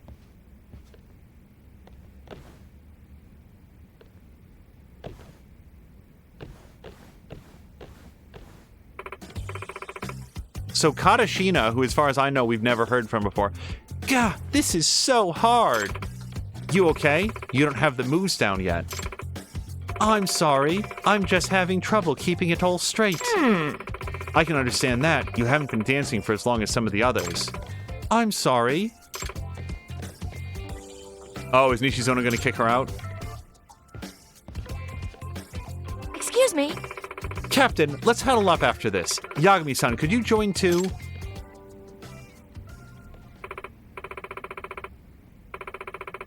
Sayaka, it's about Katashina-san. I think our routine might be beyond her. Yeah, I was thinking about that too. She's kind of clumsy to begin with, and when she gets really nervous, if she messes up during finals, we'd be a laughingstock. I've been thinking, should we try a new formation without her? Huh? What? I mean, you can't afford to lose this most of all, Sayaka. You know, the thing? That's, But we've all been trying so hard. At any rate, this is the captain's call. Nishizona, you know what you want to do? I really, really, really don't want to kick anybody out. I think that that's super gross. Yes. Yagami, you're really gonna let her do that? Like, talk to her about it first. Thanks for stopping by. Help with practice? Yes. So last time we saw Yagami do it by himself. This time we'll see some of the rabbits join, and then on the third try, they should all come in. Oh, hold on. Okay, yeah. So on Esmeralda, it actually shows them in their keeping it real shirts. So we're gonna do that. Let's freaking dance. All right, and this kicks right in, so I gotta like pay attention to it.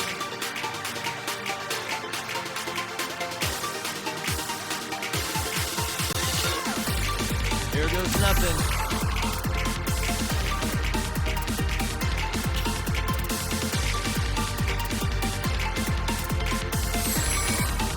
And 1 and 2.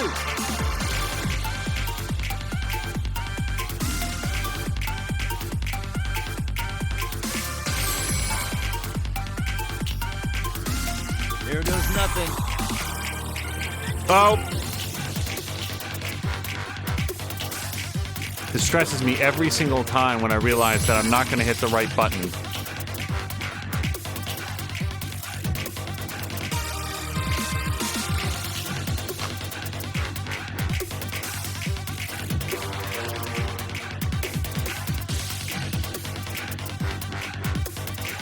I will also say that I think that there is room in the industry for like a popular streamer to,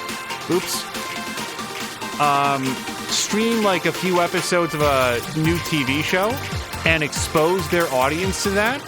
and that maybe then people would be more likely to check out the show on their own. For example, I've never seen an episode of Succession. I hear it's good.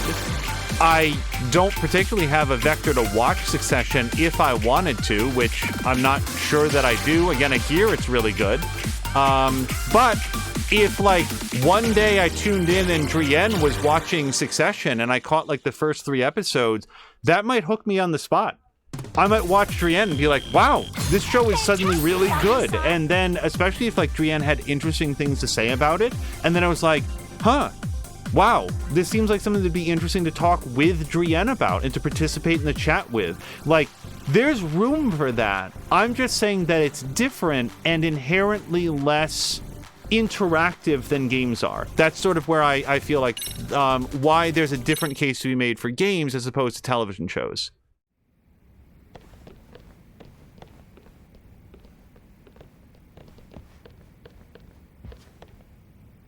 Excuse me? Yagami-san and Maria and Micah, I want to talk to you guys about Katashina-san. Did you make up your mind? Yeah. When it comes to our lineup for Dance Jam prelims, we're not changing the formation one bit, even if it means we lose. What? But... Maria! The Rabbit's motto is dance like nobody's watching. Winning may be important, but even more important is that we enjoy our time dancing while we can. If we pull Katashina now, it'd tank everyone's spirits. None of us would enjoy ourselves, and our routine would probably be lifeless. Sayaka. But would you really be okay with losing? What about Hiragi-senpai? I won't like it, that's for sure. But I just can't turn my back on any of our fellow rabbits. That's not what a captain does. I am legit really relieved. I really thought that maybe she would, like, turn her back on somebody and they'd, like, kick her out of the crew. And I would not have been okay with that. I really would have been mad if Yagami stood back and let her do that. However, I do like the fact that Yagami stepped back and let her make this decision on her own. Apparently he knew that, or like had a good sense that she was going to make the right choice. And that's way better than having to be led to it by somebody else. You're right. I'm sorry, Sayaka. I just got caught up in your situation. It's okay, Maria. You helped me remember what matters here. Okay, team. Well, that's it for the announcements, everyone. Let's work harder than ever and nail this routine. So it's more important to enjoy the dance than to win it, is it? That doesn't sound like the kind of girl who'd try to get her competition kneecapped. Right? Let's not forget that that's why Yagami's actually here. Or could it?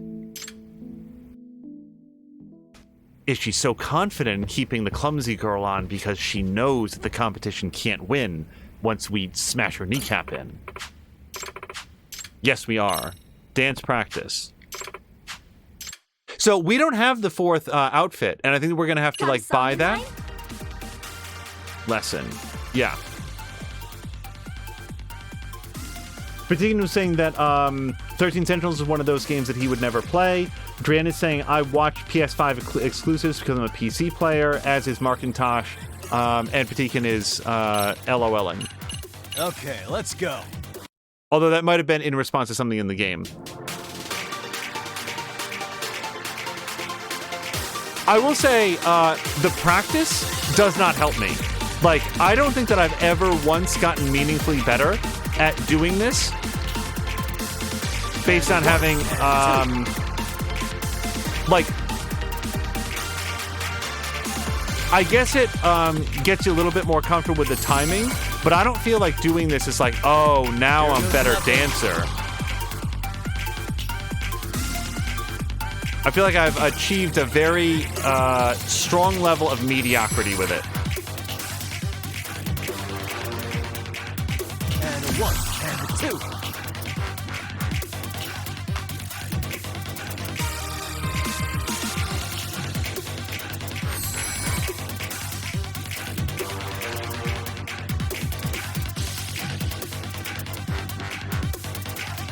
Oops. Yeah, like there. Easiest thing in the world. Just hit triangle. Flub the button push. Ugh.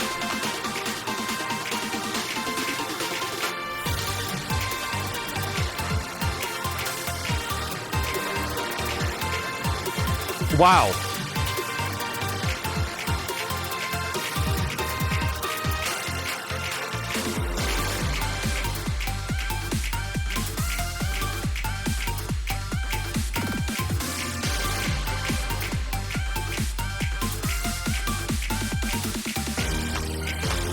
Ooh, really fucked up at the end there. Yow.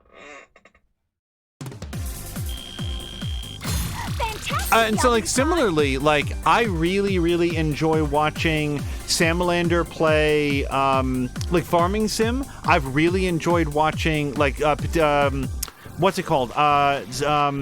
Caroluna was playing something yesterday called, like, Derail Valley. I'm not sure that's something that I would want to play, but I really enjoyed watching his playthrough. Patikin's, like, super good at Fall Guys. You know, I think I've got it. Yeah, it was, like, impossible before, but now it's almost simple. Okay, team. Wow, I think we finally nailed the whole thing. Looks like we're ready for the meet, with no time to spare. Hiragi-senpai! You look busy as always. Yes. Well, Dance Jam prelims are almost here. Oh, right, that's really soon, isn't it? In that case, maybe I ought to wait until that's over. Huh? Wait, why? Why? Well, there's something I need to tell you, but I shouldn't take your mind off the meat. Can't have us both being nervous. What? Ooh.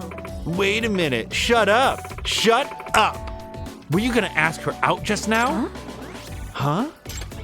Oh, I really didn't want to make a scene out of this. Anyway, hit me up after the prelims, all right? Hiragi-senpai and the captain make such a cute couple. Yeah, and who knows? Maybe it'll actually happen one day. Oh boy, what do I do? Great. I wish the kid hadn't run his mouth like that right before prelims.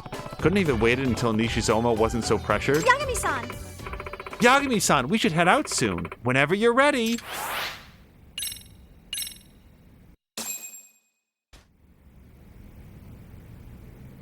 Morgentosh is saying those last few button presses are hard. Yeah, it's they certainly threw me for a loop there. But thanks for stopping by. Help us with practice. Head to the dance meet.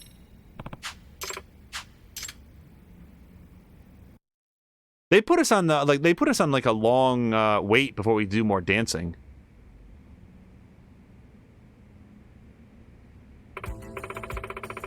So this is where they're holding prelims this year. Amazing. It's huge, and we get to dance here. Awesome. Boy, they really do it up in the Nationals, don't they? We're so close to the finals. I don't even know what to say. Let's do our best. Don't worry, we're gonna blow them away. And we've got something else you can use to occupy your mind. Don't you? You can use to occupy your mind. Don't you, Captain? Hey. I'm not a big fan of Minami in this. I can't think about that right now.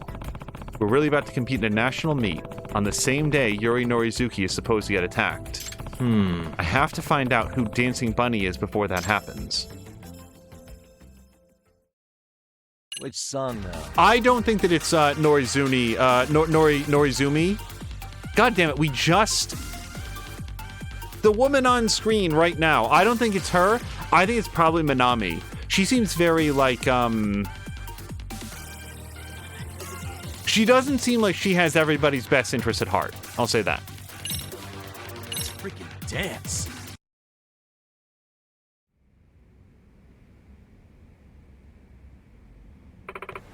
We're up. Yeah, my nerves are starting to get worse. You guys. You're gonna be fine. You all are. From what I've seen so far, you just need to go up there and nail it. And you're headed to the finals.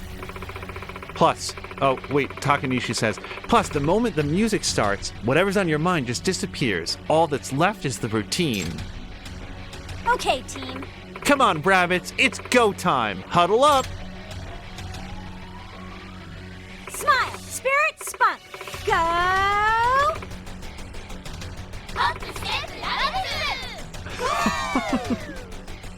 I really like that the voiceover there is like, it's in Japanese.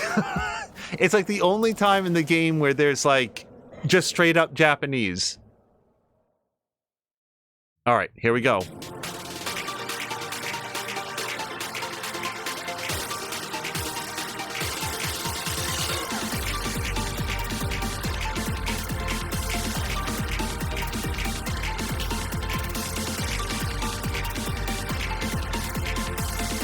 Here we go.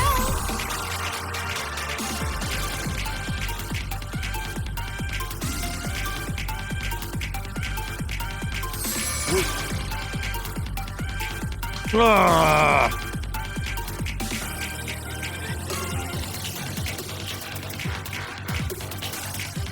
And one and a two.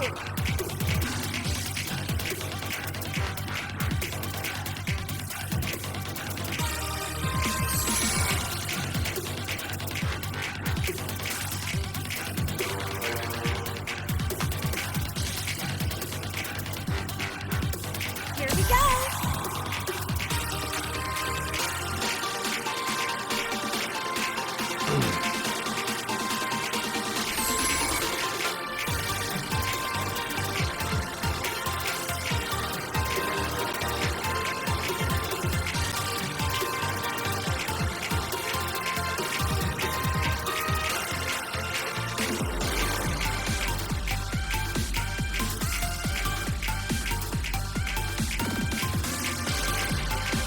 Sweet.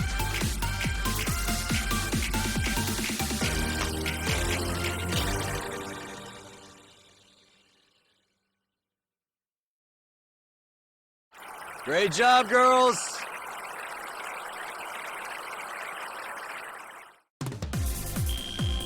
Crushing. Not my best, only 157 perfects, but we still got an A, which I feel pretty good about. All right, now, is that other team captain going to get kneecapped? All right, everybody, we're down to the final winner of this year's National High School Dance Jam. Which team is moving on to the finals? Who will be competing for the top dance club in the country? Here we go. The last team to move on to the finals is... the Serio Rabbits! The Serio High! What? Oh my god! We really did it! Sayaka. Come on, Sayaka. We did it. We're going to the finals.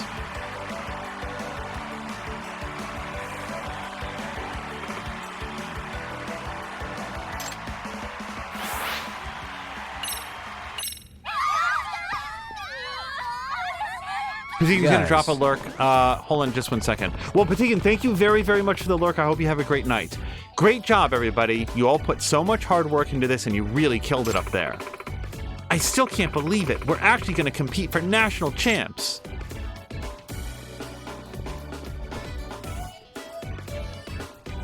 Sayaka-chan.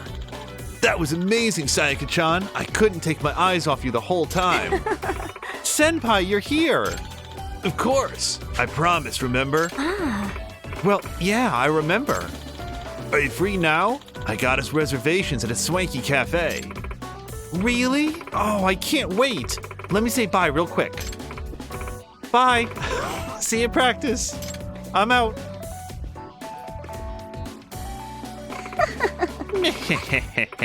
Want to know something, Yagami-san?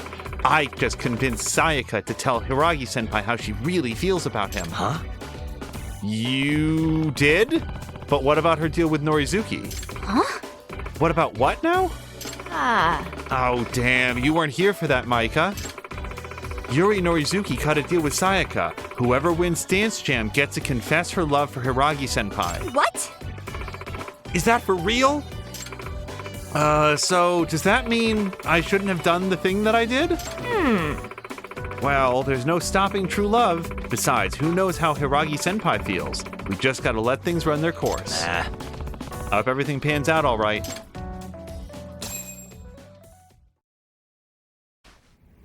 All right, so we have done a lot of dance. I want to go do the motorcycle club because we've got about 1 hour until game night with the peeps, and I want to make sure that we have a chance to raid over to there. So, well, not raid over. Yes, raid over. Sorry, I'm confusing what happens in Discord versus what happens here. Now, Drienne has an interesting thought. Oh, and Markintosh also needs to go to sleep. Markintosh, thank you very much for hanging out. This episode will be up in the VODs just like all the others, and hopefully you have a great evening. Wait, how do I... No. The courtyard, the first floor. Yeah, this is where I'm trying to get to. Oh, and I guess I can go through this way. So, Drienne was saying, I'm still weirded out by how much Yagami ends up involved with teenagers in this game. I will say this. this game feels way different to me than the first game. In the first game, Yagami was spending a lot of time working with teenagers who were like being victimized by crime. And in here, this is something that we talked about a couple episodes ago. So one thing that we learned in the first game is that Yagami had a very unconventional school history, one that wound up getting financed a lot by some like crime lord boss. Yagami's own parents were killed when he was a fairly young guy, and as a teenager he was really angry and he was going out and getting fights all the time, and he wanted to be like a big tough guy. And that crime boss guy, whose name I've long since forgotten, took Yagami under his wing, and that's how he met Kaito, and he learned how to fight and was like in good with the Yakuza, but not a Yakuza himself. And this school storyline to me, maybe I'm just like headcanoning this, but it feels like Yagami going back to school and helping to provide the students at the school the type of attention and encouragement and personalized what's the phrase that I'm thinking of? I think that woman dropped it, didn't she? Yeah. Personalized education that he himself didn't get. He's sort of paying forward from within the school system the outside school assistance that he got. So we gave her that, and she gave us a 4-leaf clover. Fair trade. All right, I want to go to wherever the motorcycle gang hangs out, and I think it's up here. Oh, and also, we did get a call last time from the Ijincho Hounds that there was something bad happening there. But I want to see Yagami ride a motorcycle. So, what I'm saying is that this game has, in my view, a really different tone to it compared to the first Judgment, specifically with the way that Yagami is interacting with juveniles, with people, you know, young adults, people that are not yet of age and are still in school. Because in the first game, it was like... Hold on. Let me go the right way here. Do you want to do a fight? These guys really, really want to have a fight. Come on.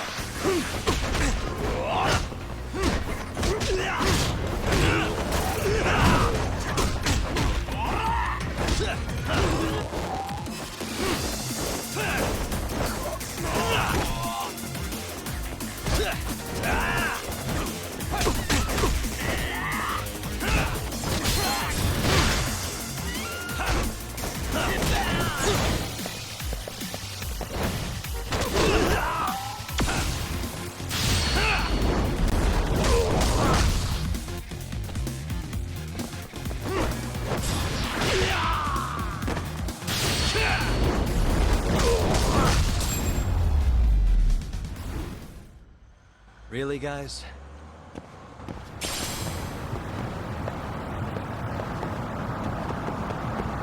And that change in flavor over the first game is something that I'm really enjoying. Like, in this game, I don't feel particularly creeped out by the fact that Yagami is spending time with teenagers, because he's doing it from within the scope of being a student advisor. And the scene that we just saw with Norizuki, where she was getting some pressure from other people on her team to kick this teammate out, and it would have like, I think, mattered a lot more. I feel like we would have felt it a lot more if it was a character that we knew anything about.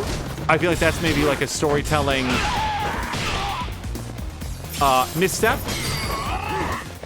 to just have it be like some new person that we aren't previously familiar with. But I personally, like, with me, like, no, I don't want to be a member of a team and to be interacting with a team that like kicks somebody out because they're not as good as the others. Everybody started someplace. Everybody was new at one point, and somebody was patient with them and taught them the choreography. Yagami, please turn around. And it would be extremely irritating to me if they were like, oh yeah, no, she's not good enough, so we're gonna kick her out. Okay, I don't want to fight everybody in the world, though.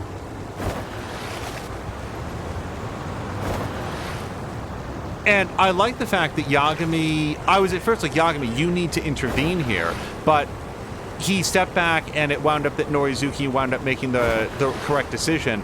I guess I'm relieved that she did. I would like to believe that Yagami would have like intervened if he thought that she was really gonna like crush that other girl's spirits.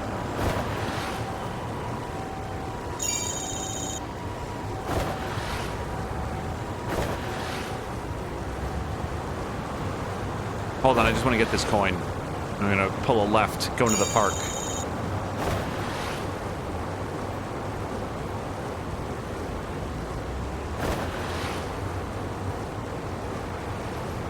It was prompting me to go left before, but now we're like way down beyond that.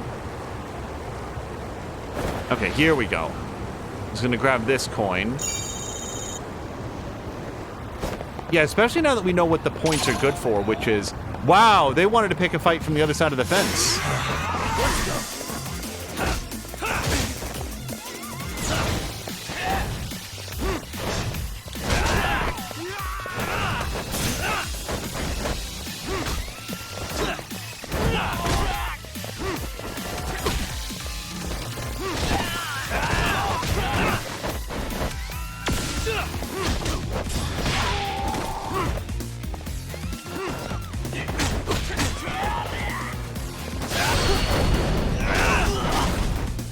Leopard has picked up some orange chicken and fried dumplings. That sounds really good.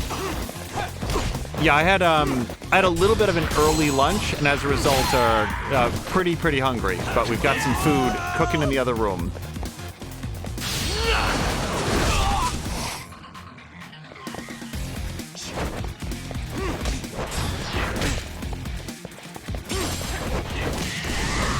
Oh, Christ. I really tried to dodge that. Come on, Yagami.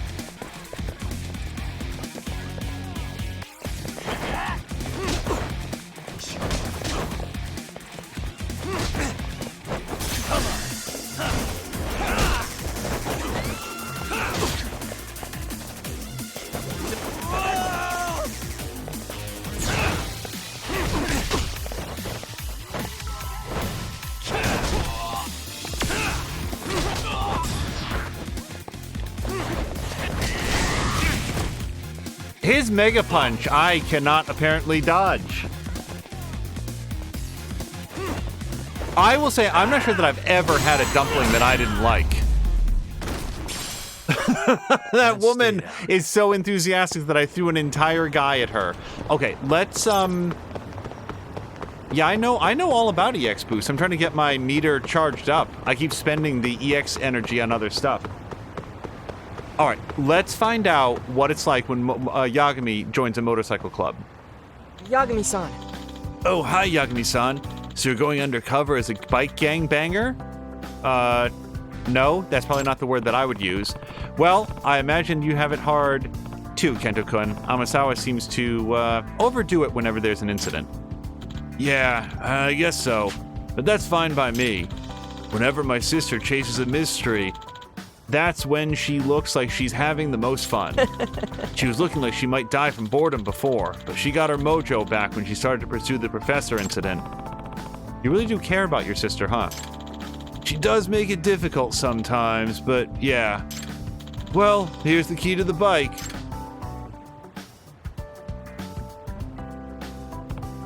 Oh, thanks. Wait. That's what we're... Okay, I was thinking about a different type of motorcycle, I suppose. Also, take this. My sister gave it to me. What is it? I bet it's a helmet. Your outfit for infiltrating the motorcycle gang. It's one of those cool jumpsuits. Yeah, you can't get into a motorcycle gang dressed the way that Yagami dresses. I really have to wear this? Yeah. Duh, you gotta look like one of them.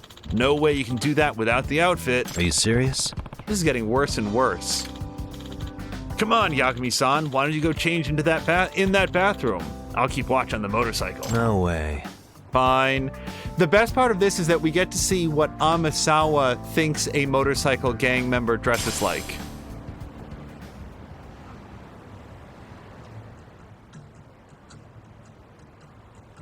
Are we sponsored? What is all of this writing? Amazing. That really suits you, Yagami-san. This is, Does it? Oh, it's too good. It's just like you jumped out of a Showa-era manga. Ah, ha, ha, ha, ha, ha, ha. Yeah, laugh it up. You'll definitely do okay with that outfit. They'll think you're a gang member, 100%. Well, guess I'll go show my face then. Okay, I've got other things to do, so I gotta go too.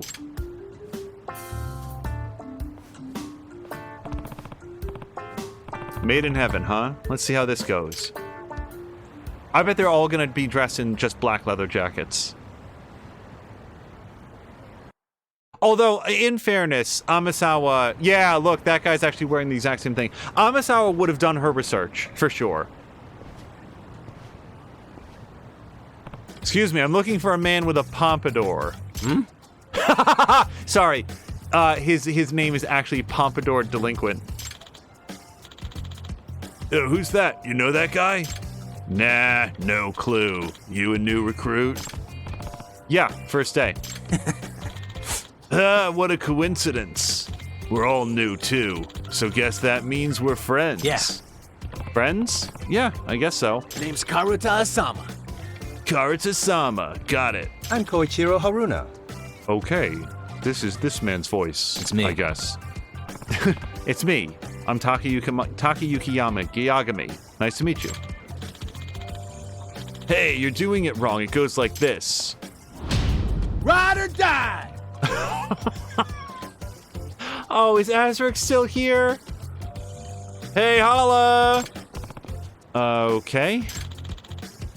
Now we do it together. Huh? Okay. They really want to do it.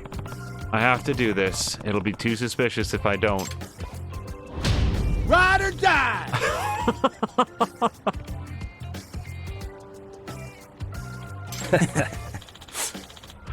This is what real bikers do, don't you think, Yagami? Yagamichi? Yagamichi! Come on, it's time for the meeting. Let's go. Our rep Suo-san is here today. Makes me kind of nervous. Suo's already here? This is moving right along then. I need to see what kind of guy he is. Okay, everybody has a cooler bike than Yagami so far.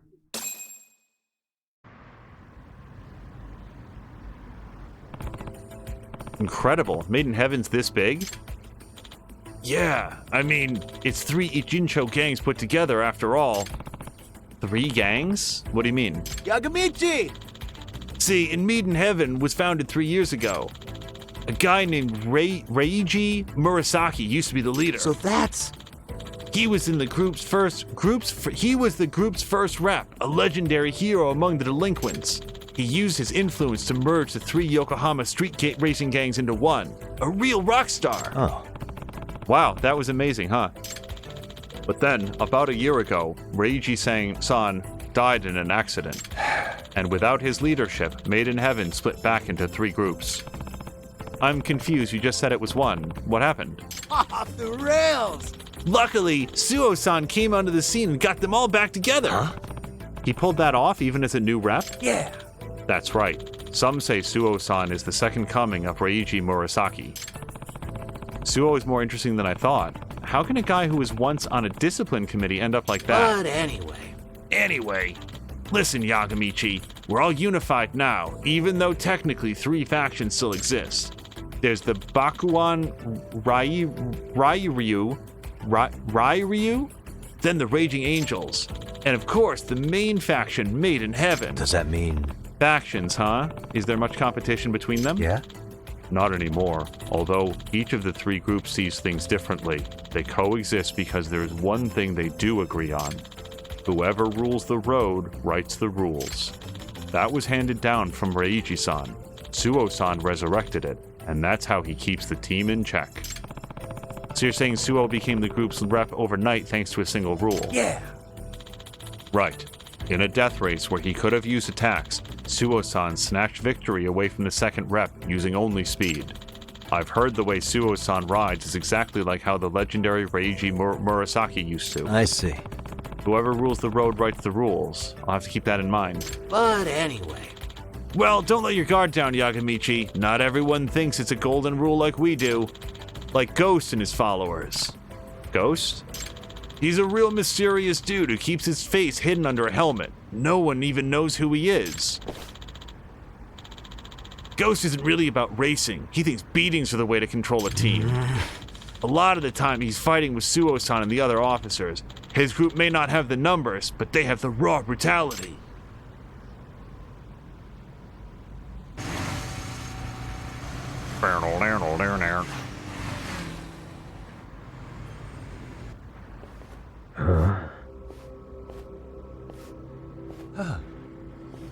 Ghost-san.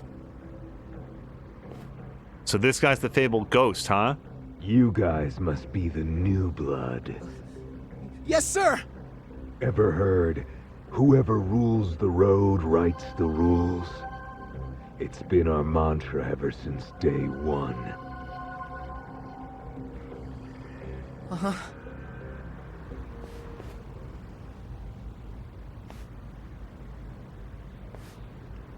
But if you really want to show dominance, inflict some fear and pain, just like the beast inside craves. You get me? Whoa! Seems our first rep, our leader, forgot to factor human nature into the equation. Because out there on the streets, the only language outlaws speak is violence. But I'm sure you clowns must know that. Yeah! So instead of welcoming the new guys, he scares them shitless. Oh, I missed the rest. And you? Now that's strange. I heard there were only 2 recruits. Really? Nobody told me. Who got you in? Oh, well, that's the thing. Can't answer, huh? Hey! What the hell? I'm thinking he's an undercover agent. Interrogate him. Find out for sure. Yes, sir! Hey, wait! This is all just a misunderstanding. Yagami! Damn it. Hey! Anyone know this shit for brains? One of you invite him? No? Oh, it's a bad look if not a single vet can vouch for you. Makes it seem like you're hiding a badge. This is bad. I doubt I can take them all out at once. Slay this pig alive until he squeals. Yeah! Damn. What do I do? Hey, stop that shit right now! Ghost, what the fuck is wrong with you? Something about this guy stinks. He won't even say who let him in. Did you forget our code? You don't lay hands on civilians. But we don't know who this shady bastard is or why he's here. We can't risk him being a lawman. That's not the point I'm making here. You know, Ghost, for a man who wears a mask, shouldn't you be giving me the benefit of the doubt? Huh? It's true, no one here knows your identity, right? Because you're always hiding your face? So isn't it just as likely you could be working undercover? What was that? Accuse me of being shady all you want, but when you do it anonymously, it kind of weakens your argument, don't you think? You realize who you're talking to? Your ass is about to get beat! Enough! This guy's really something.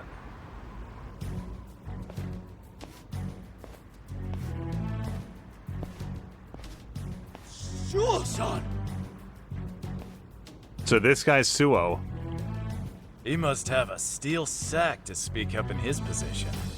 I'm almost impressed. Suo-san! This guy just shat on our boss! He set a bad example if we just do nothing! Konosugi, how do you know which one of you is right? Between me and him? It's not for us to decide. There's a system for determining what's right, and it's quite simple. Whoever rules the road writes the rules. That's made in heaven's sacred code. our foundation and mandate of justice. So I don't care if it's a cute idea or the Constitution. Any other rule can eat shit. Remember, our code is king. Everything else is for the peasants. Can't believe that's really how he thinks. You got that, Konosugi? You want to talk big? Then obey. And if you don't like it, settle your issues with a race.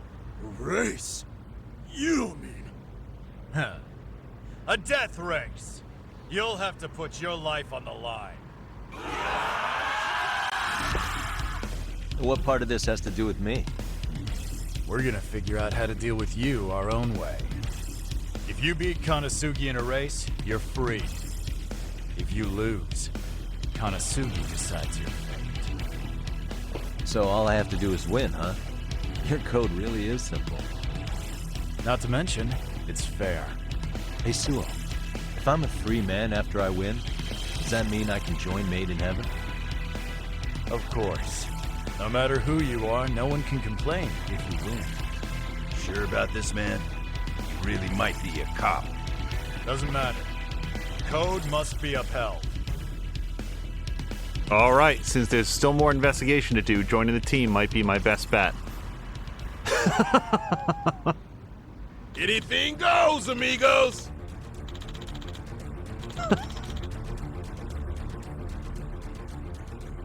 Anything goes in this race. Punch your opponents, fuck them up all you want. It's just, like, Yagami's scooter looks like he's powered by a couple D-cells, so I'm not sure why he's never even, like... It's not like this is his bike that he's souped up. He's borrowing it from Amasawa's parents. You think a guy like you can win on skill alone? Better bring a bat or a knife or something. Okay, so put your life on the line and race against the factions of a biker gang. Each course requires a certain number of laps, and the winner is first across the finish line. The race will start with your opponent ahead of you. Before you can race against the gang's leader, you'll need to defeat all of their subordinates, ramming using boosts. Once you've beaten them all, the race against the leader will start. The finish line is set at the start of the race. Get ahead of the leader on this lap and cross the finish line first to win. The leader will try to obstruct you in some pretty unique ways, so watch out. Won't need any of that. Besides, I know what I'm doing on wheels. Interesting. You didn't pull any dirty tricks to make it to the top, did you? Idiot.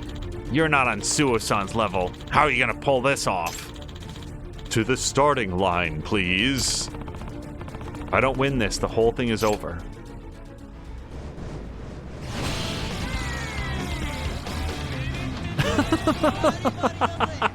Look at Yagami.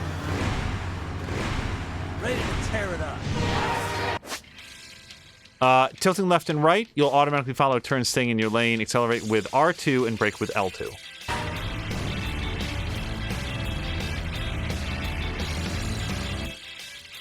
Boost provides a short boost of speed. Gain a burst of speed by boosting when the gauge is full. Try charging up the boost gauge by drifting with left stick and X, or popping a wheelie with down left circle.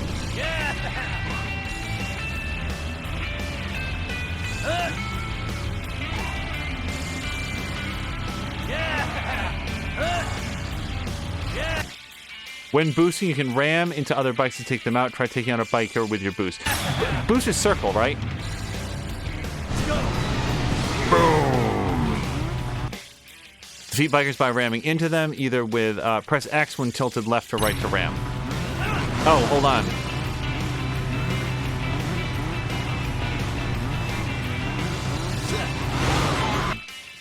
Guard against the attacks with L1 or R1. Be aware that if you keep guarding, you'll slow down.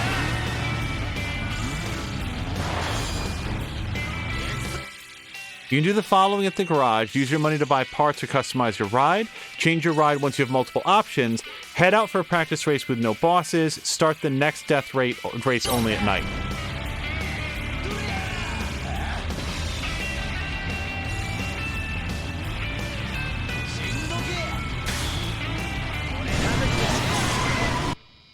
From here on out is a death race against the leader. Get to the finish line before they do. All right, we'll do our best.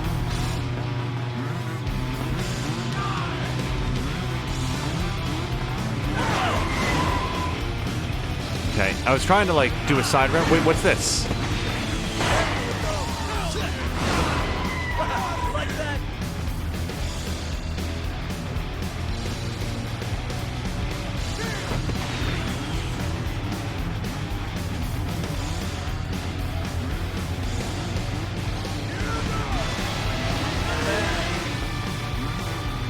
Well, I didn't get rammed, which is good.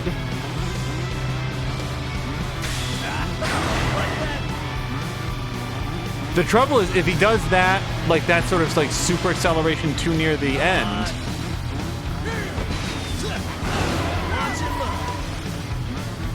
Yeah, I think I want to hold on to my boost until with that final straightaway.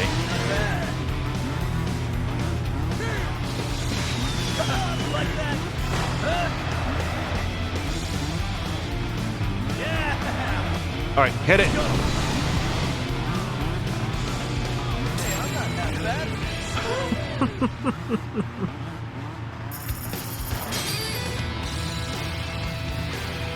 I am very much looking forward to Yagami getting a much better bike. Oh, we hit Guts level 3.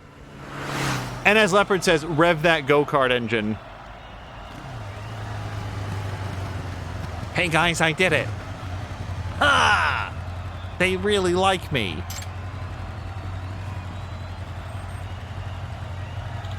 Grr.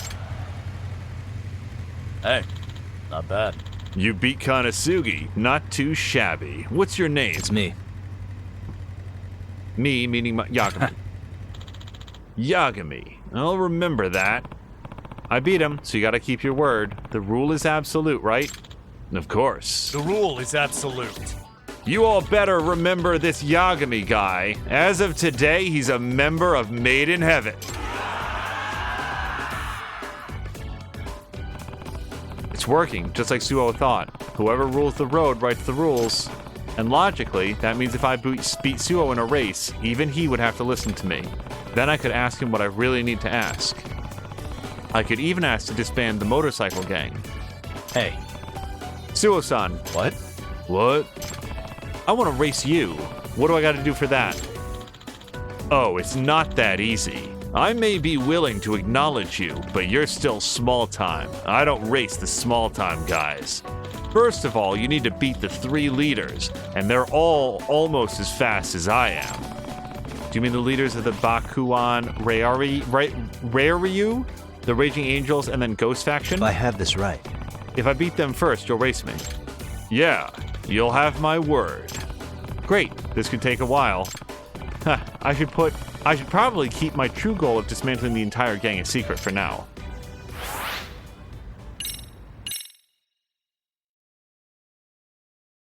So we just unlocked this. Do you think that we can do another race? Otherwise, I need to check out the garage. Yagami!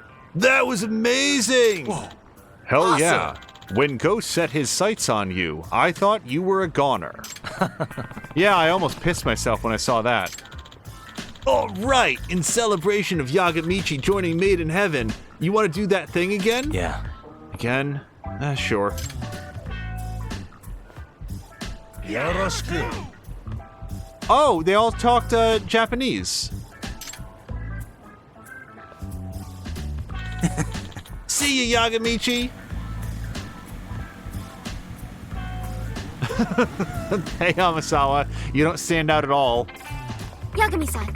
Great work out there, Yagami-san. Looks like you really fit in, even with some pretty edgy types. You're observant. That outfit really suits you. Oh, shut up.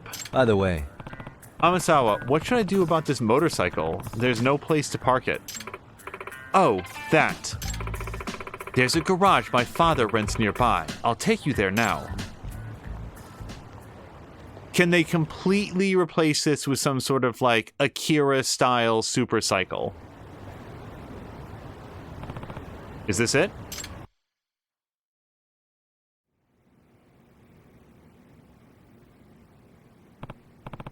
Wow, it's kind of fancy. My father said I could use it whenever. That's generous of him. Oh, it's just a cheap property he keeps leasing. And on that note, he sends his regards. You can leave the bike here and it'll get fixed up. gotcha. Nice. I'm gonna need to take advantage of that, I think. Okay, so we can customize with money, do a practice run, enter the next death race, and if you have multiple motorcycles, you can swap bikes. Well, we've got an all-new... so, I do not have... No new motorcycles. I assume we have to win races to unlock additional options. So... I mean... Seat, muffler, horn, paint job, and decals. How do you make it a better bike? Maybe the body? Standard frame? Okay, increases the performance and stability, but also the weight. No. The seat? Overall drivability. Look, Yagami gets like a high back chair. The muffler?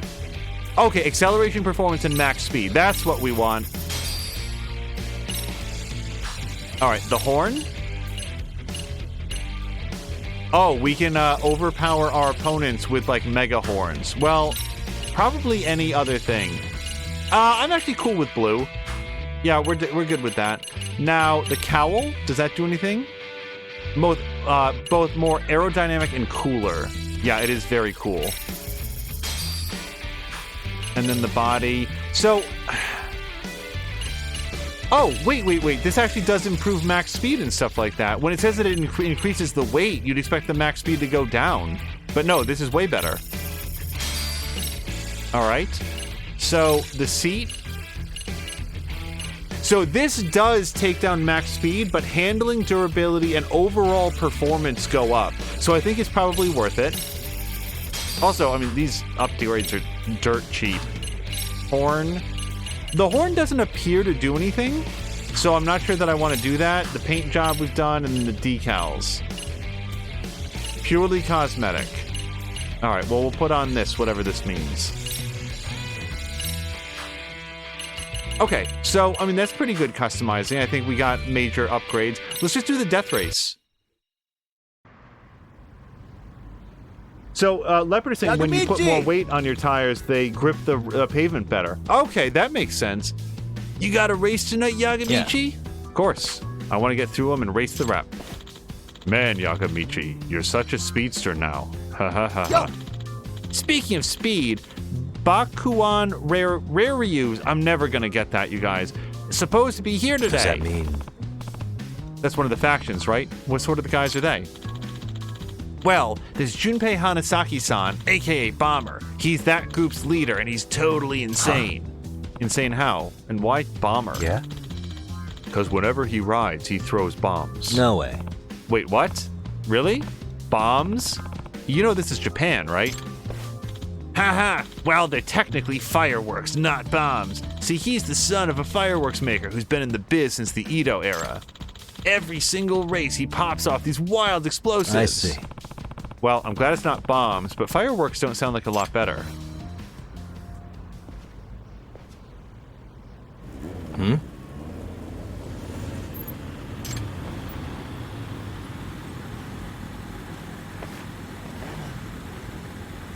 These guys look like they rode in directly from Army of the Dead.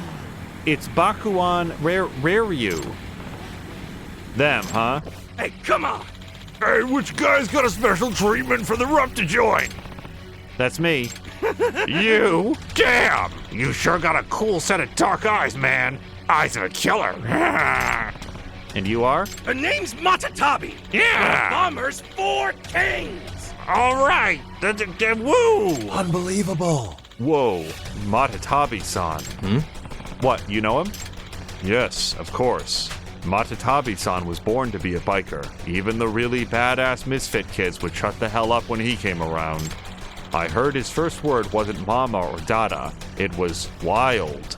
That shook my shit up! Well, that got me nervous. So my first contestant's a dangerous one, huh? What's your name, Yagami? Hanasaki-san said I should take care of you today. I'll see what you can really do on the road. Yagami's so unimpressed. That's why Formula F1 cars are designed to apply downforce on the cars. Yeah, well, like the spoilers and stuff. Like, I knew that. I guess I didn't... I thought the idea was to keep them as light as possible, but also to, like, keep the aerodynamics so that they're gonna remain on the road. Oh, Papa Wheelie, Yagami. Oh.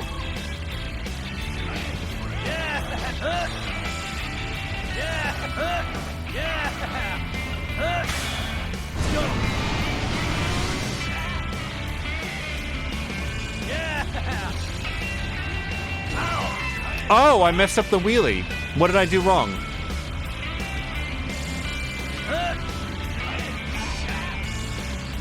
Maybe shorter wheelies around the turny bits.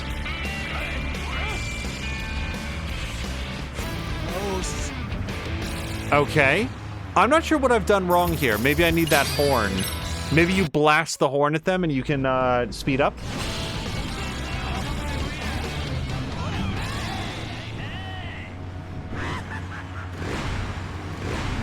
Ready to tear it up.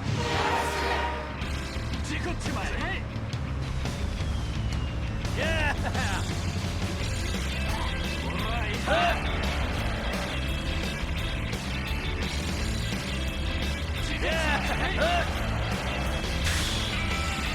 Careful with those. Oh, Yagami.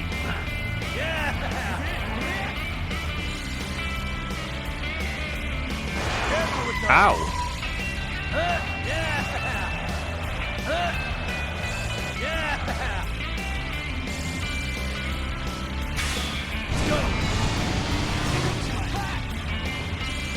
No, don't hit it.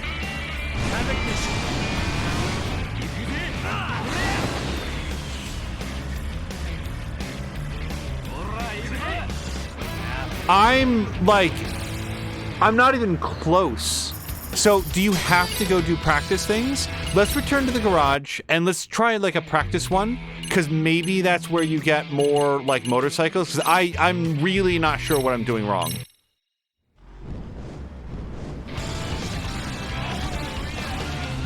Maybe we win the practice race and then it like unlocks something.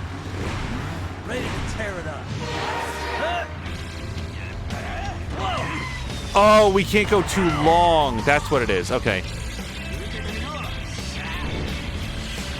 Careful with those. I mean, now I know what I'm doing wrong. I keep getting that. Well, see, now we catch up to them easily. I mean, not that easily, but...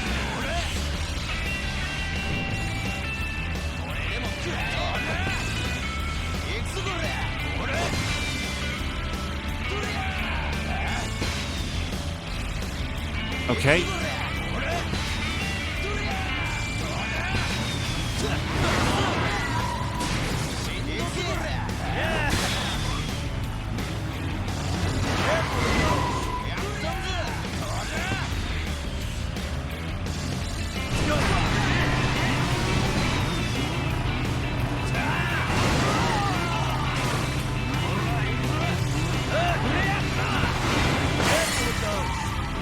Uh-oh. Oh, my bike is getting smashed up.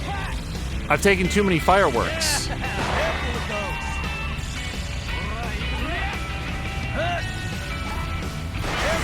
Okay. Step one, the most important thing is stop ramming the stupid fireworks.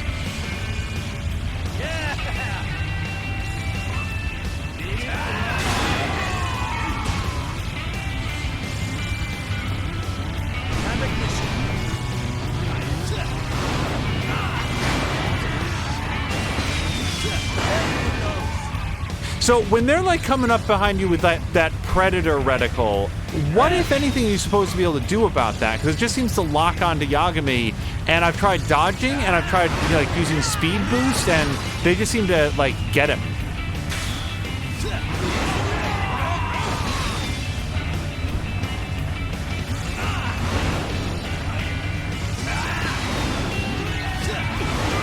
Yeah, like right here. So I try to move left and right, but they still, like, get him. Oh, is he wrecked? Yeah, that might be it. Okay, so I still lost the practice race, but I was like way more in contention, and I'm not sure what's different.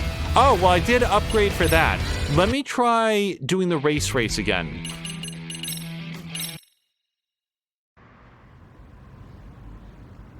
Oh, hold on. I don't want to... Yeah, skip. BG! Hey, come on! Well, okay, skip.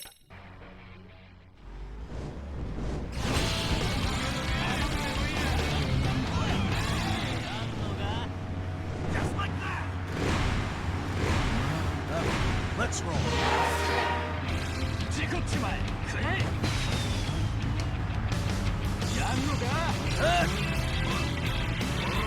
Okay, yeah, see, now they're not, like, pulling super far in front. I didn't change anything on the car. Ugh. So, I think that maybe the guard is more like an Assassin's Creed guard, where you just do it. Like, let me try it right now. Okay, yep, got it.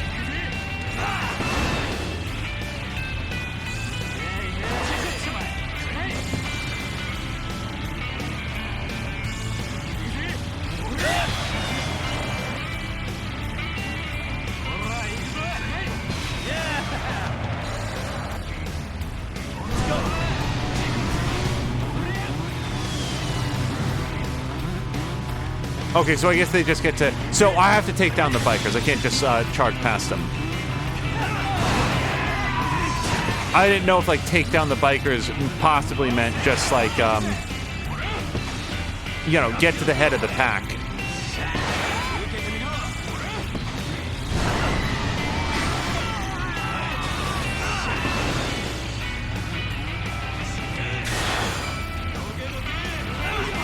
Nope.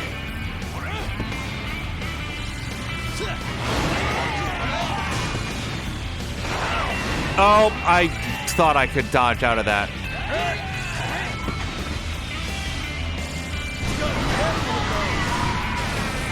Okay, get this last guy, Yagami, and then the death race is on.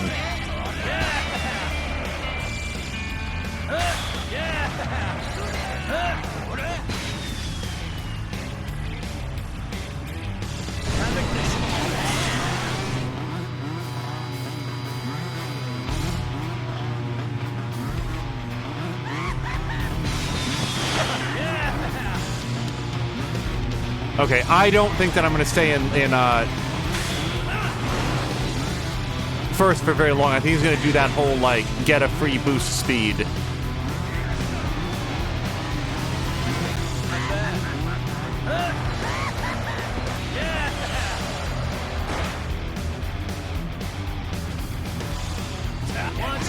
Okay. I really want to ram him into the wall there. And I'm absolutely saving up my burst of speed for the end.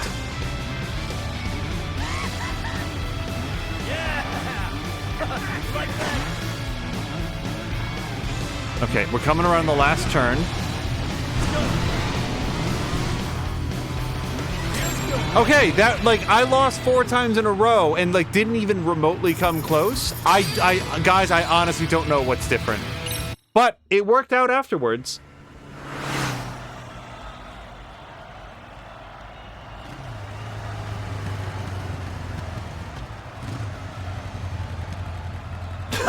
Yagami looks like such a dork on this.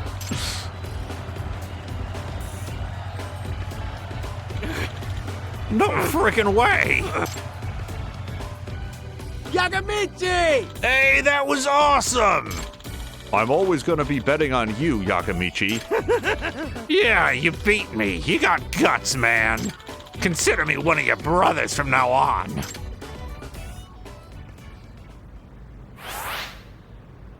So many guts. Whoa! Now what?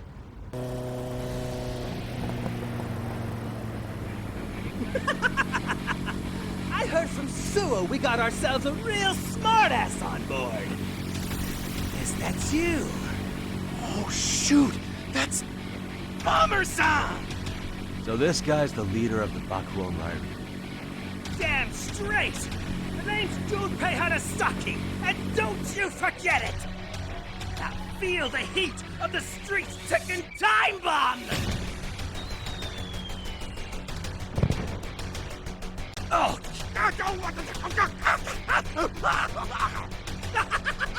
Boom! Do you like it when shit blows up in your face? What the hell was that? Keep your fireworks to yourself, man. Anyway, I figured I'd mosey on over and check out the new guy. Yagami, was it? You think you could take me? Yeah, I need to beat you to get to Suo. Well, tough titty, because it ain't that simple. See, I'm the type of fire starter who likes to put on a show. And if it's a death race we're talking, I only take on challengers who can give me some entertainment. Entertainment?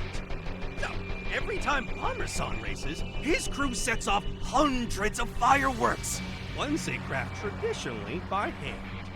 Part of his claim to fame is leaving his opponents bewildered as he speeds past them with lights and explosions.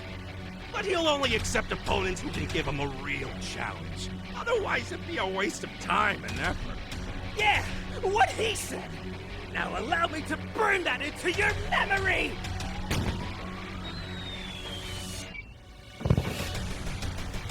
Ah, damn, that's hot. It burns! Ah, my eyes! All right, so I'm dealing with a maniac here. So you won't race just anybody. But if I take down your crew, will that prove I'm good enough? Mayhaps. So, you really think you can take the heat, huh? Just watch. You'll be in the hot seat soon enough. Well, you've got my blood boiling.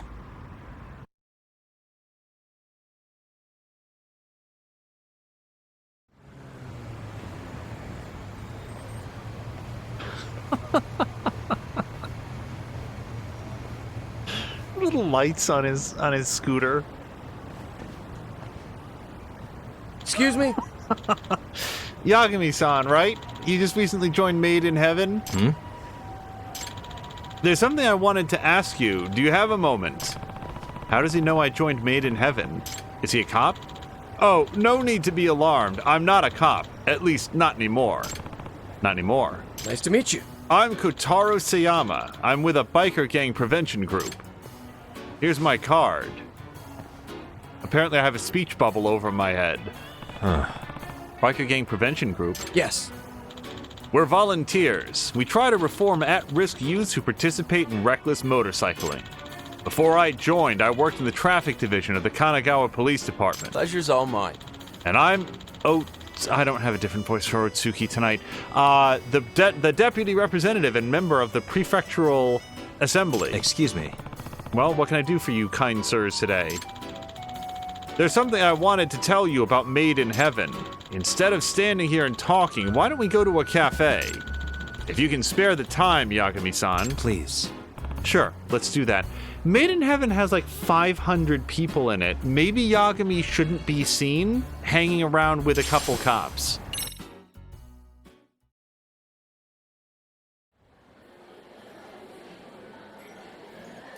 Apologies. Sorry for just showing up out of the blue. Excuse me. How'd you know I joined Made in Heaven? I heard about you from Asama-kun and the others. I knew I had to come and meet you. Does that mean... You in contact with those guys? Yes. The Biker Gang Prevention Group regularly makes contact with the youths in the gangs. It's one of our main activities. And we learned about this group when we talked to Asama-kun and Haruna-kun the other day. I see. Okay, that explains it. Asuma-kun said there was an incredibly skilled guy named Yagami-san who had joined them. When I heard that, I realized something. You're acting with the same intentions as we are. Exclamation point. And based on your reaction, I think I must be correct. Well, who can say? So you're still not going to show your cards. Biker Gang Prevention Group. Don't know if I can trust them. Okay, well, first off, could you tell me what sort of things your group actually does? Oh, yes. Yes, of course. This is a good opportunity. I should get some information out of him. About Made in Heaven. Are you familiar with Made in Heaven? Yagami, of course they are. That's an odd question. We've known about them for some time. 2 years, actually. Both the traffic division, where I worked, and the youth division of the Kanagawa police. We all started watching them. That's a long time. By the way, did you know about the first representative, Reiji Murasaki? Yep. I've heard the name. Supposedly he started the group, and it sounds like everyone really looked up to him. yes. And now he's a legend among the delinquent youths. Good old Murasaki. Here's a picture of not him. Isn't this the student guy? During my time in traffic, I faced off against him often, and I could see he had all the charisma he needed to recruit a lot of kids. Some worshipped the guy, others hated him, but the one thing nobody could do was ignore him. Nobody could stay neutral, especially troubled teens. You know what they say, the opposite of love isn't hate, it's indifference. And yeah, with his larger-than-life personality, you either loved him or you hated him. Eventually he died in an accident, right? Yes. About a year ago. It was while some patrols from the traffic division were chasing him, actually. He died instantly. That's too bad. After that, his good friend Masaru Akatsuka-kun became the second rep of Made in Heaven. This is him. I saw that guy at the gathering. He was the one who told off all those underlings who thought they'd teach me a lesson. Yeah, he was on the left. But those who didn't get along with Akatsuka left until eventually Made in Heaven was split into 3 factions. Reiji Murasaki's charisma had always been the only glue holding it all together. Yagami-san. Tell me, what do you think of these wild youths? What do you think these wild youths really want from us adults? What? Huh? What do they want from us? I believe that deep down, they're not true rebels. They're just tired of adults who don't pay attention to them. You think it's an attention grab?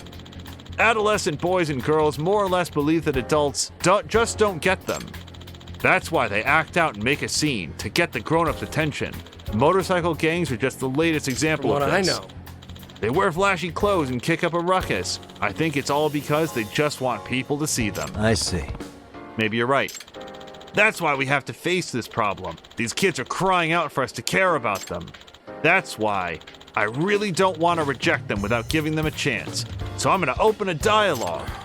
They're too soft. Personally, I think Sayama's too much of an optimist. The bikers are all idiots. There's no way to reason with them. We need to get tough. If the police can't get a handle on it, then we should. The cops never cracked down on Made in Heaven? That's right. Not since, Reiji Murasaki died in the middle of the chase last year, the bastard.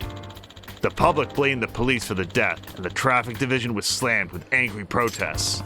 So you backed off to avoid another incident in public scorn. Reiji's accident showed me a side of the force I'd been blind to. It led me to turn in my badge, and found the biker gang prevention group to get at the root of the problem and talk to these kids. A noble sentiment, but we're never going to be able to get through to those fools. What makes you think that we can? Have you not had this conversation prior to this moment, Otsuki? Some kids don't get it, no matter how much logic you use. Honestly, they just need a good ass beating. Otsuki-kun. They're human beings. Sayama-san and Otsuki-kun seem to have very different ideas about this. By the way, There's this guy in Made in Heaven I'm curious about. His name is Ghost. Oh, him. Now there's a problem child. Even compared to the other guys in Made in Heaven. He joined a bit randomly, just a few months before Suo-kun became the leader. He's a damn good racer. Aside from Suo-kun, nobody can beat him. He seems dangerous, like he wants to control things through violence instead of racing. Yes. Sadly, I think he sees violence as his ticket to rising through the ranks of the Ichincho underworld. The underworld? Where'd that come from? In Ichincho, there are some groups you really don't want to get tangled up with, like the Geomijul and the Serio clan. Best if they don't even know who you are. Yep, and any brush with the Neo-Keihin gang is bound to get messy. Oh, hello to Ronan. Ronan, we're being interviewed by a couple, I guess they're not technically cops, but they're cops, about stopping the biker gangs. Sayama-san, thank you very much for the talk. I learned a lot from this. Good. Why don't we get going? Yagami-san. I know it was a sudden request, but thank you for talking to me. No, thank you for giving me so much information. Do you intend to keep challenging Made in Heaven members in races? Yep, until I can beat Yuma Suo. Oh, so that's your plan. Then I think I can guess what you're really after. Well, I'll just leave it to your imagination. I'll talk with the traffic division and let them know I approve of your actions. Huh? Why? I used to be the section chief, so I still have some influence in the division. If I ask them to turn a blind eye to your actions, you won't get arrested for violating traffic laws. Really? You still have that much influence? Yes. I'm sure they'll agree. They haven't been successful in any of their efforts with Made in Heaven anyway. I can't thank you enough. That's a load off my shoulders. All right, Yagami-san. Please feel free to contact me anytime if there's trouble. Take care. So, I'm already betting that his partner, the other guy, the guy's like, no, we have to do violence. I bet that's Ghost. The biker gang prevention group, hope working together will lead to something. At first I was trying to figure out, like, is this lead guy Ghost? But that doesn't feel like it makes any damn sense at all. Okay, so if I wanted to do... Where even is the garage? Here? That's Underground Casino. Oh, wait, we could go to the Underground Casino. We got about 4 minutes. Ronan, if you are nearby, or this would go to Force or Leopard, or no, I think Mark and Tuck turned in. Drienne, if you so happen to be here, if you could keep an eye on twitch.tv/morethanamia, let us know when she goes live. I would love to raid over. In the meantime, we're going to head over to the casino because one way or the other, I am out of time.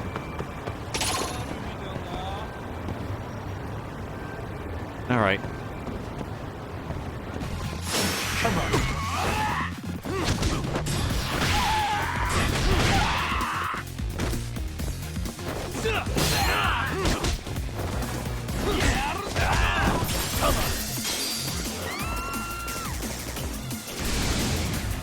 Let's do it.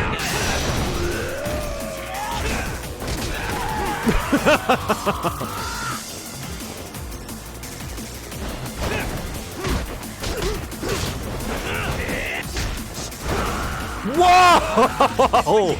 I counted him all the way onto that car. Really, guys? Ronan says that he will watch me stream like a hawk that sometimes goes away from his PC. All right. Also, Yagami does need to have a snack at some point. All right. Wait, the secret casino. Do we go in the other way? Sorry.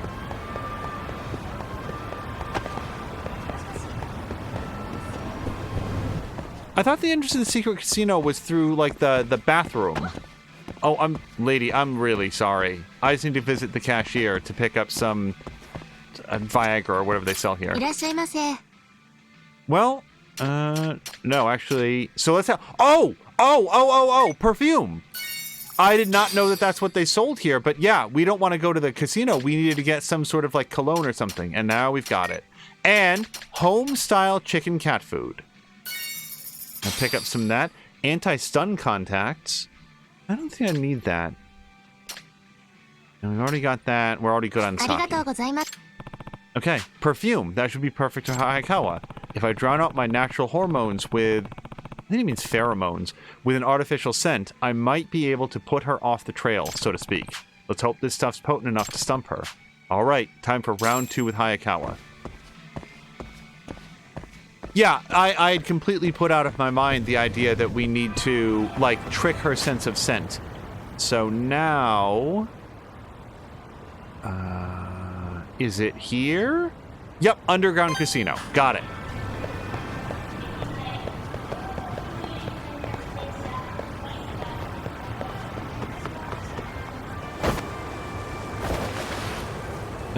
I don't really want to fight these dudes. Let's see if we can, like, blitz past them. And of course, there's a second round of dudes. Okay, let's try to see ya, losers. Ah, shit.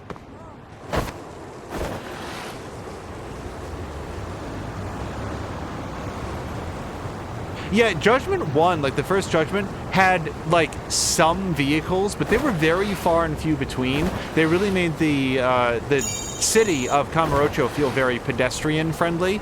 Even in this game, even Kamurocho has a lot more vehicles, but most of it seems to take place in Ichinjo, so there's just a lot more traffic, especially dividing the different groups of the city. Alright, I think we gotta get around to the other side of this building. Oops, oops, oops. Okay, I promise.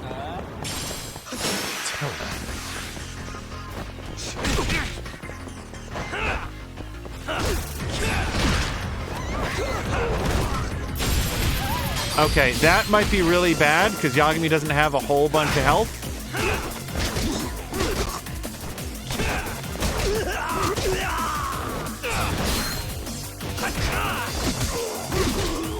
Yeah, Yagami has to have a snack, because that guy's fire just took a lot out of him. So, let's have a bento lunch set.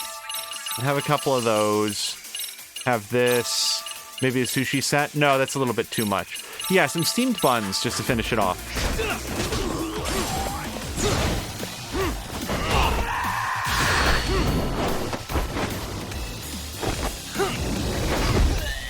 Ronan saying, I'm happy the cars can't hurt you in this. In Yakuza 7, the vehicles actually take off a chunk of health. Oh, Ronan, I have gotten Yagami hit by cars, and it does take off some health. Also, we have also knocked guys recently, like enemies, into the cars, and that messes them up too. Oh, nice. We don't have to talk to the proctor every time we come in.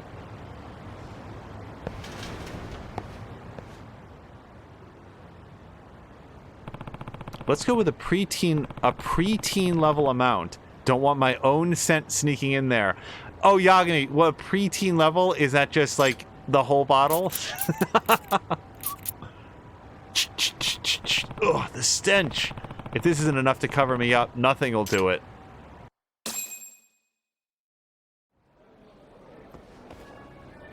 The only thing better than this would be if Yagami like rubbed bobcat urine on himself. Look at that guy. Guess I'm stinking up the joint. Better make this quick.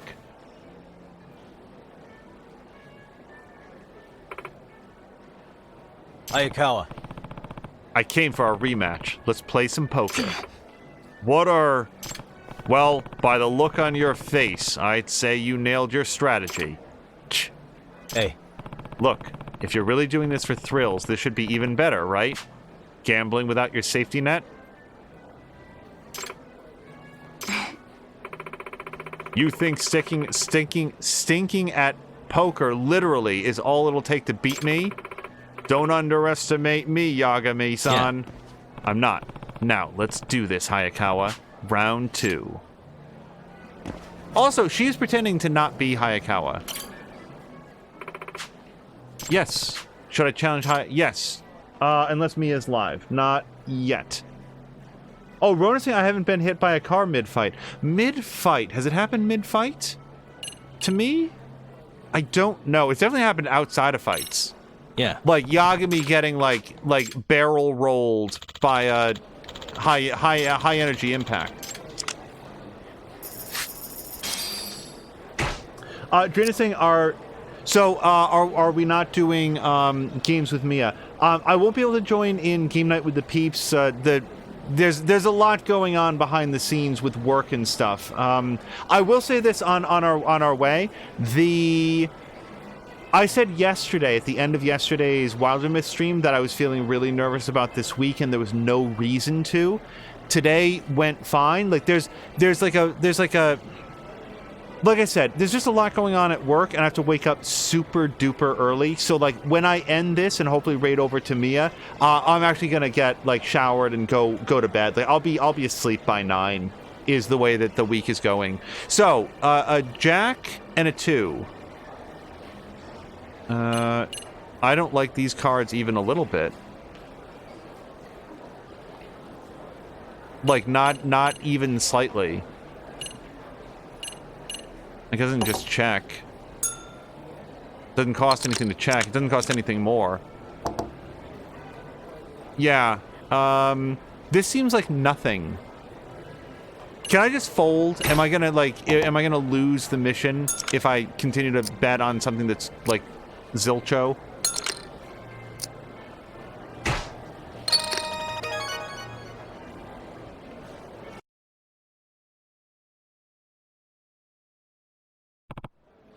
Damn. One more time. Yeah, we have to have better cards than nothing. Oh, wait, maybe... Are we supposed to bluff her?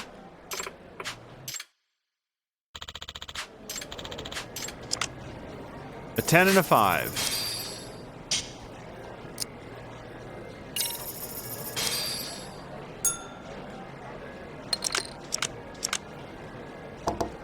You know something? Let's see if we can bluff her. Because, like, that's the whole thing, that she can't read us right now. So I'm gonna bet. Oh, Hayakawa is also raising. We will call. I don't actually have anything, right? 3, 4, 5. Yeah, if they put down a 9, I'll have something. 3, 4, 5. No, sorry. 3, 4, 5, 6, 7, 8, 9. Yeah, I only need like a couple perfect cards. But again, we're gonna just see if we can bluff her a little bit. Okay, well, we did get the 7, so what are we up to? 3, 4, 5. So if he puts down a 6, I'm golden. Super unlikely. Bet. Also, Hayakawa is raising, so it doesn't seem good. Seems like she's got something good. Nothing. Yeah. I mean, I'm already into it, so let's call. And she's still raising. Fuck it. Call. Maybe she's got... Call. Oh, wait, I literally have nothing, right? Yeah. Not even fucking close. Ronan says that he barely knows how to play poker, so it took him a while to win. What did I tell you? Even if I can't read you, I've got skills. Poker isn't a simple kids game. Damn, one more time. I'm gonna run out of poker chips before I get to do this. Yes, round 2. Yeah. We're still calling this round 2, by the way. Okay, Jack and a king. Wait, Hayakawa folded. I already won. Check. I just have to beat Urbanite Makoto and Troublesome Kotaro. Okay, no help there. I guess I'll stay in. I'm not gonna raise it. Alright, now we're working with something. Put down another jack and I'll be your best friend. Ah, shit. So one of them said, what is this shit? And then raised. Well, I'm gonna stick with it. Call. Oh, hey, 2 pair. Raise. And to win back some of the chips that I lost by being terrible at poker.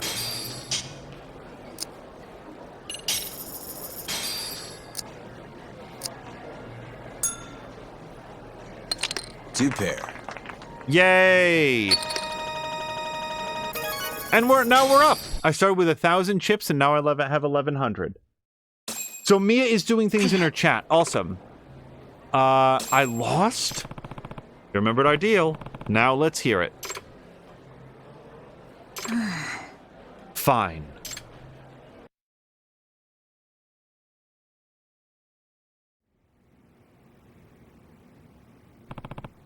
Even still, we called it. Oh, wow, look, it was a high school girl. Or a high school student, high school young woman. That's right. The sense of joy or sadness or fear, they're all distinct and all very real to me. Even if I'm not directly looking at the source. Oh. But aren't there all sorts of smells in a casino? And other guests wearing perfume or cologne? Granted, not to the degree of Yagami-san. But with so many scents in the air, how do you accurately sniff out a specific person's emotions? I can see their scent. Each one gives off a different color. You see smells? What do you mean? It's hard to describe it, but all the smells of the world just have certain colors attached to them in my mind. Even if I'm not facing the source, Anything I can smell generates a color in my mind. In other words... Isn't that synesthesia? I think I've heard of that. Isn't it when information received by one sense gets recognized in some way by another sense?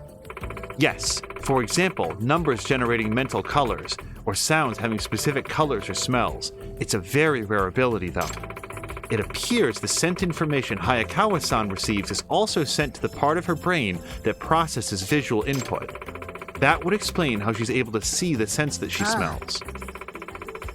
Yeah, that sounds like about the same as how my doctor explained it to me. He said it only happens to 4% of the world's population. Well, that's not entirely true. He also told me that all humans have synesthesia when we're still newborns. With the information you're able to pick up, I imagine telling poker hands is a lot less guesswork than it is for other people. I see. Sounds like we found the ultimate trick to professional gambling. See sense as colors. Hey! Hayakawa-san, there's one more thing I wanted to ask you. Did the professor assist you in getting your membership to the casino?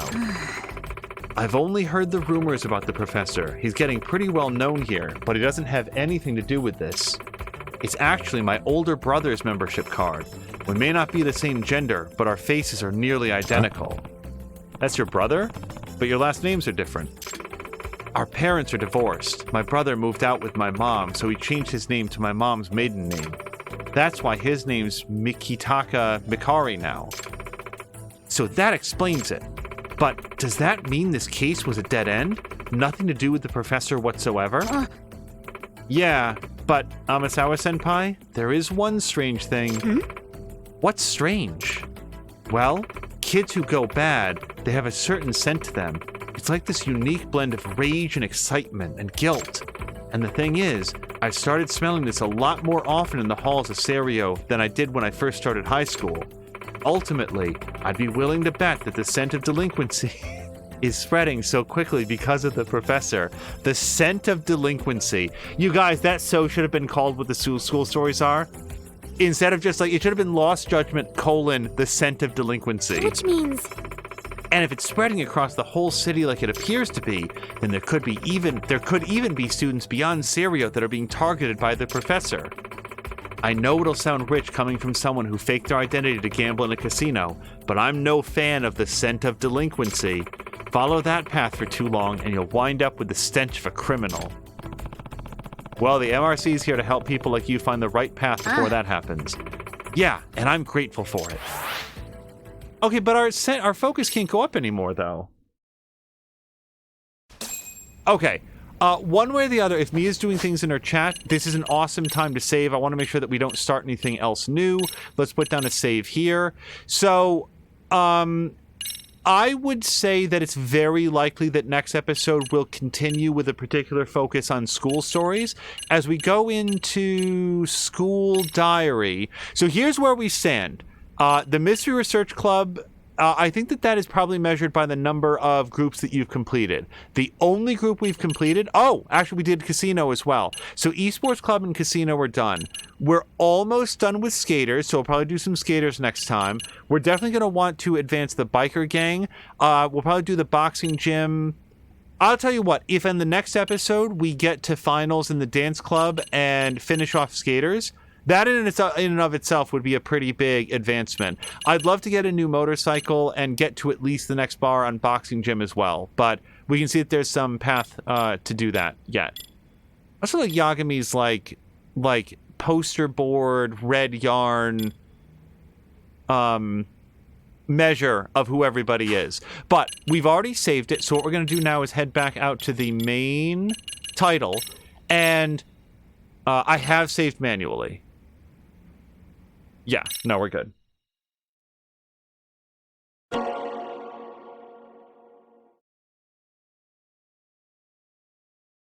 Yeah, work is turned around in like a... Not turned around, but as I knew was going to happen as we jumped into the new year, it is, it's a different and more intense level of stress. But like I said yesterday, there's no reason to feel stressed about it. It's something that I recognize is very much true, but also something that doesn't have a fair basis in reality. Today went just fine. I'm sure that tomorrow will as well. So it's just a matter of keeping at it. I really like streaming because streaming is fun, but we just can't go as late as traditional. So let's go do a raid over to Mia, and what we're going to do is, if she's not live yet, hopefully you guys will hang out, and she will be live in a very short amount of time, and I expect that will be with both King Purpose, McMaster, and Chivalry, and they're probably getting near to the end of the forest. I don't know if it'll be done tonight, but Mia and friends tend to go pretty late with it, so with a number of hours ahead of them, hopefully they will get done what they need to. We'll see you over there in Mia's chat in just a short time, and until next time, you guys, thank you so much, and I hope you have a great night.